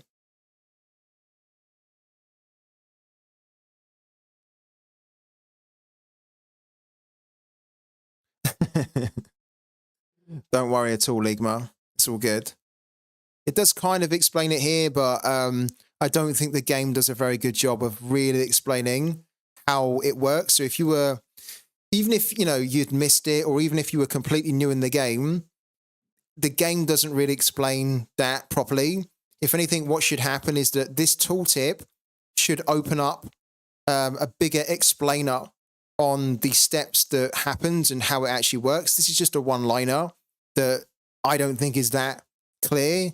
It essentially just summarizes what the max bid will do, but it doesn't really explain exactly how it's going to work. And so I think that could be improved personally.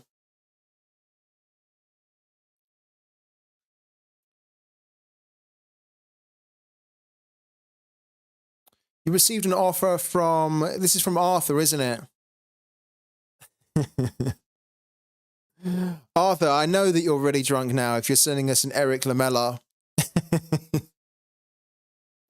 I like Eric Lamela. This is a good card that we could give out to somebody. You sure? Because if you're sure, we'll take it, and then we'll make sure it's thrown into the next giveaway that we do. That'll be on the next stream, because I think we're going to end the stream in a minute. Are you sure? I don't want to be responsible for taking advantage of of you in a drunk state. Are you consenting? Because we don't want to get into a non-consensual drunk situation here.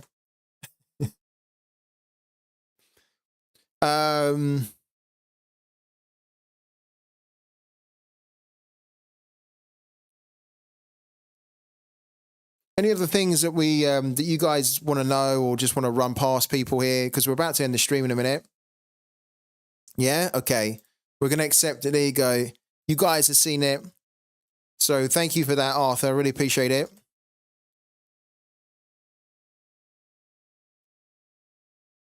Oh, of course, we've got to put our code in. Let's do that now. Done. Thank you, Arthur. So Eric Lamela will be added into... We'll do it now, actually.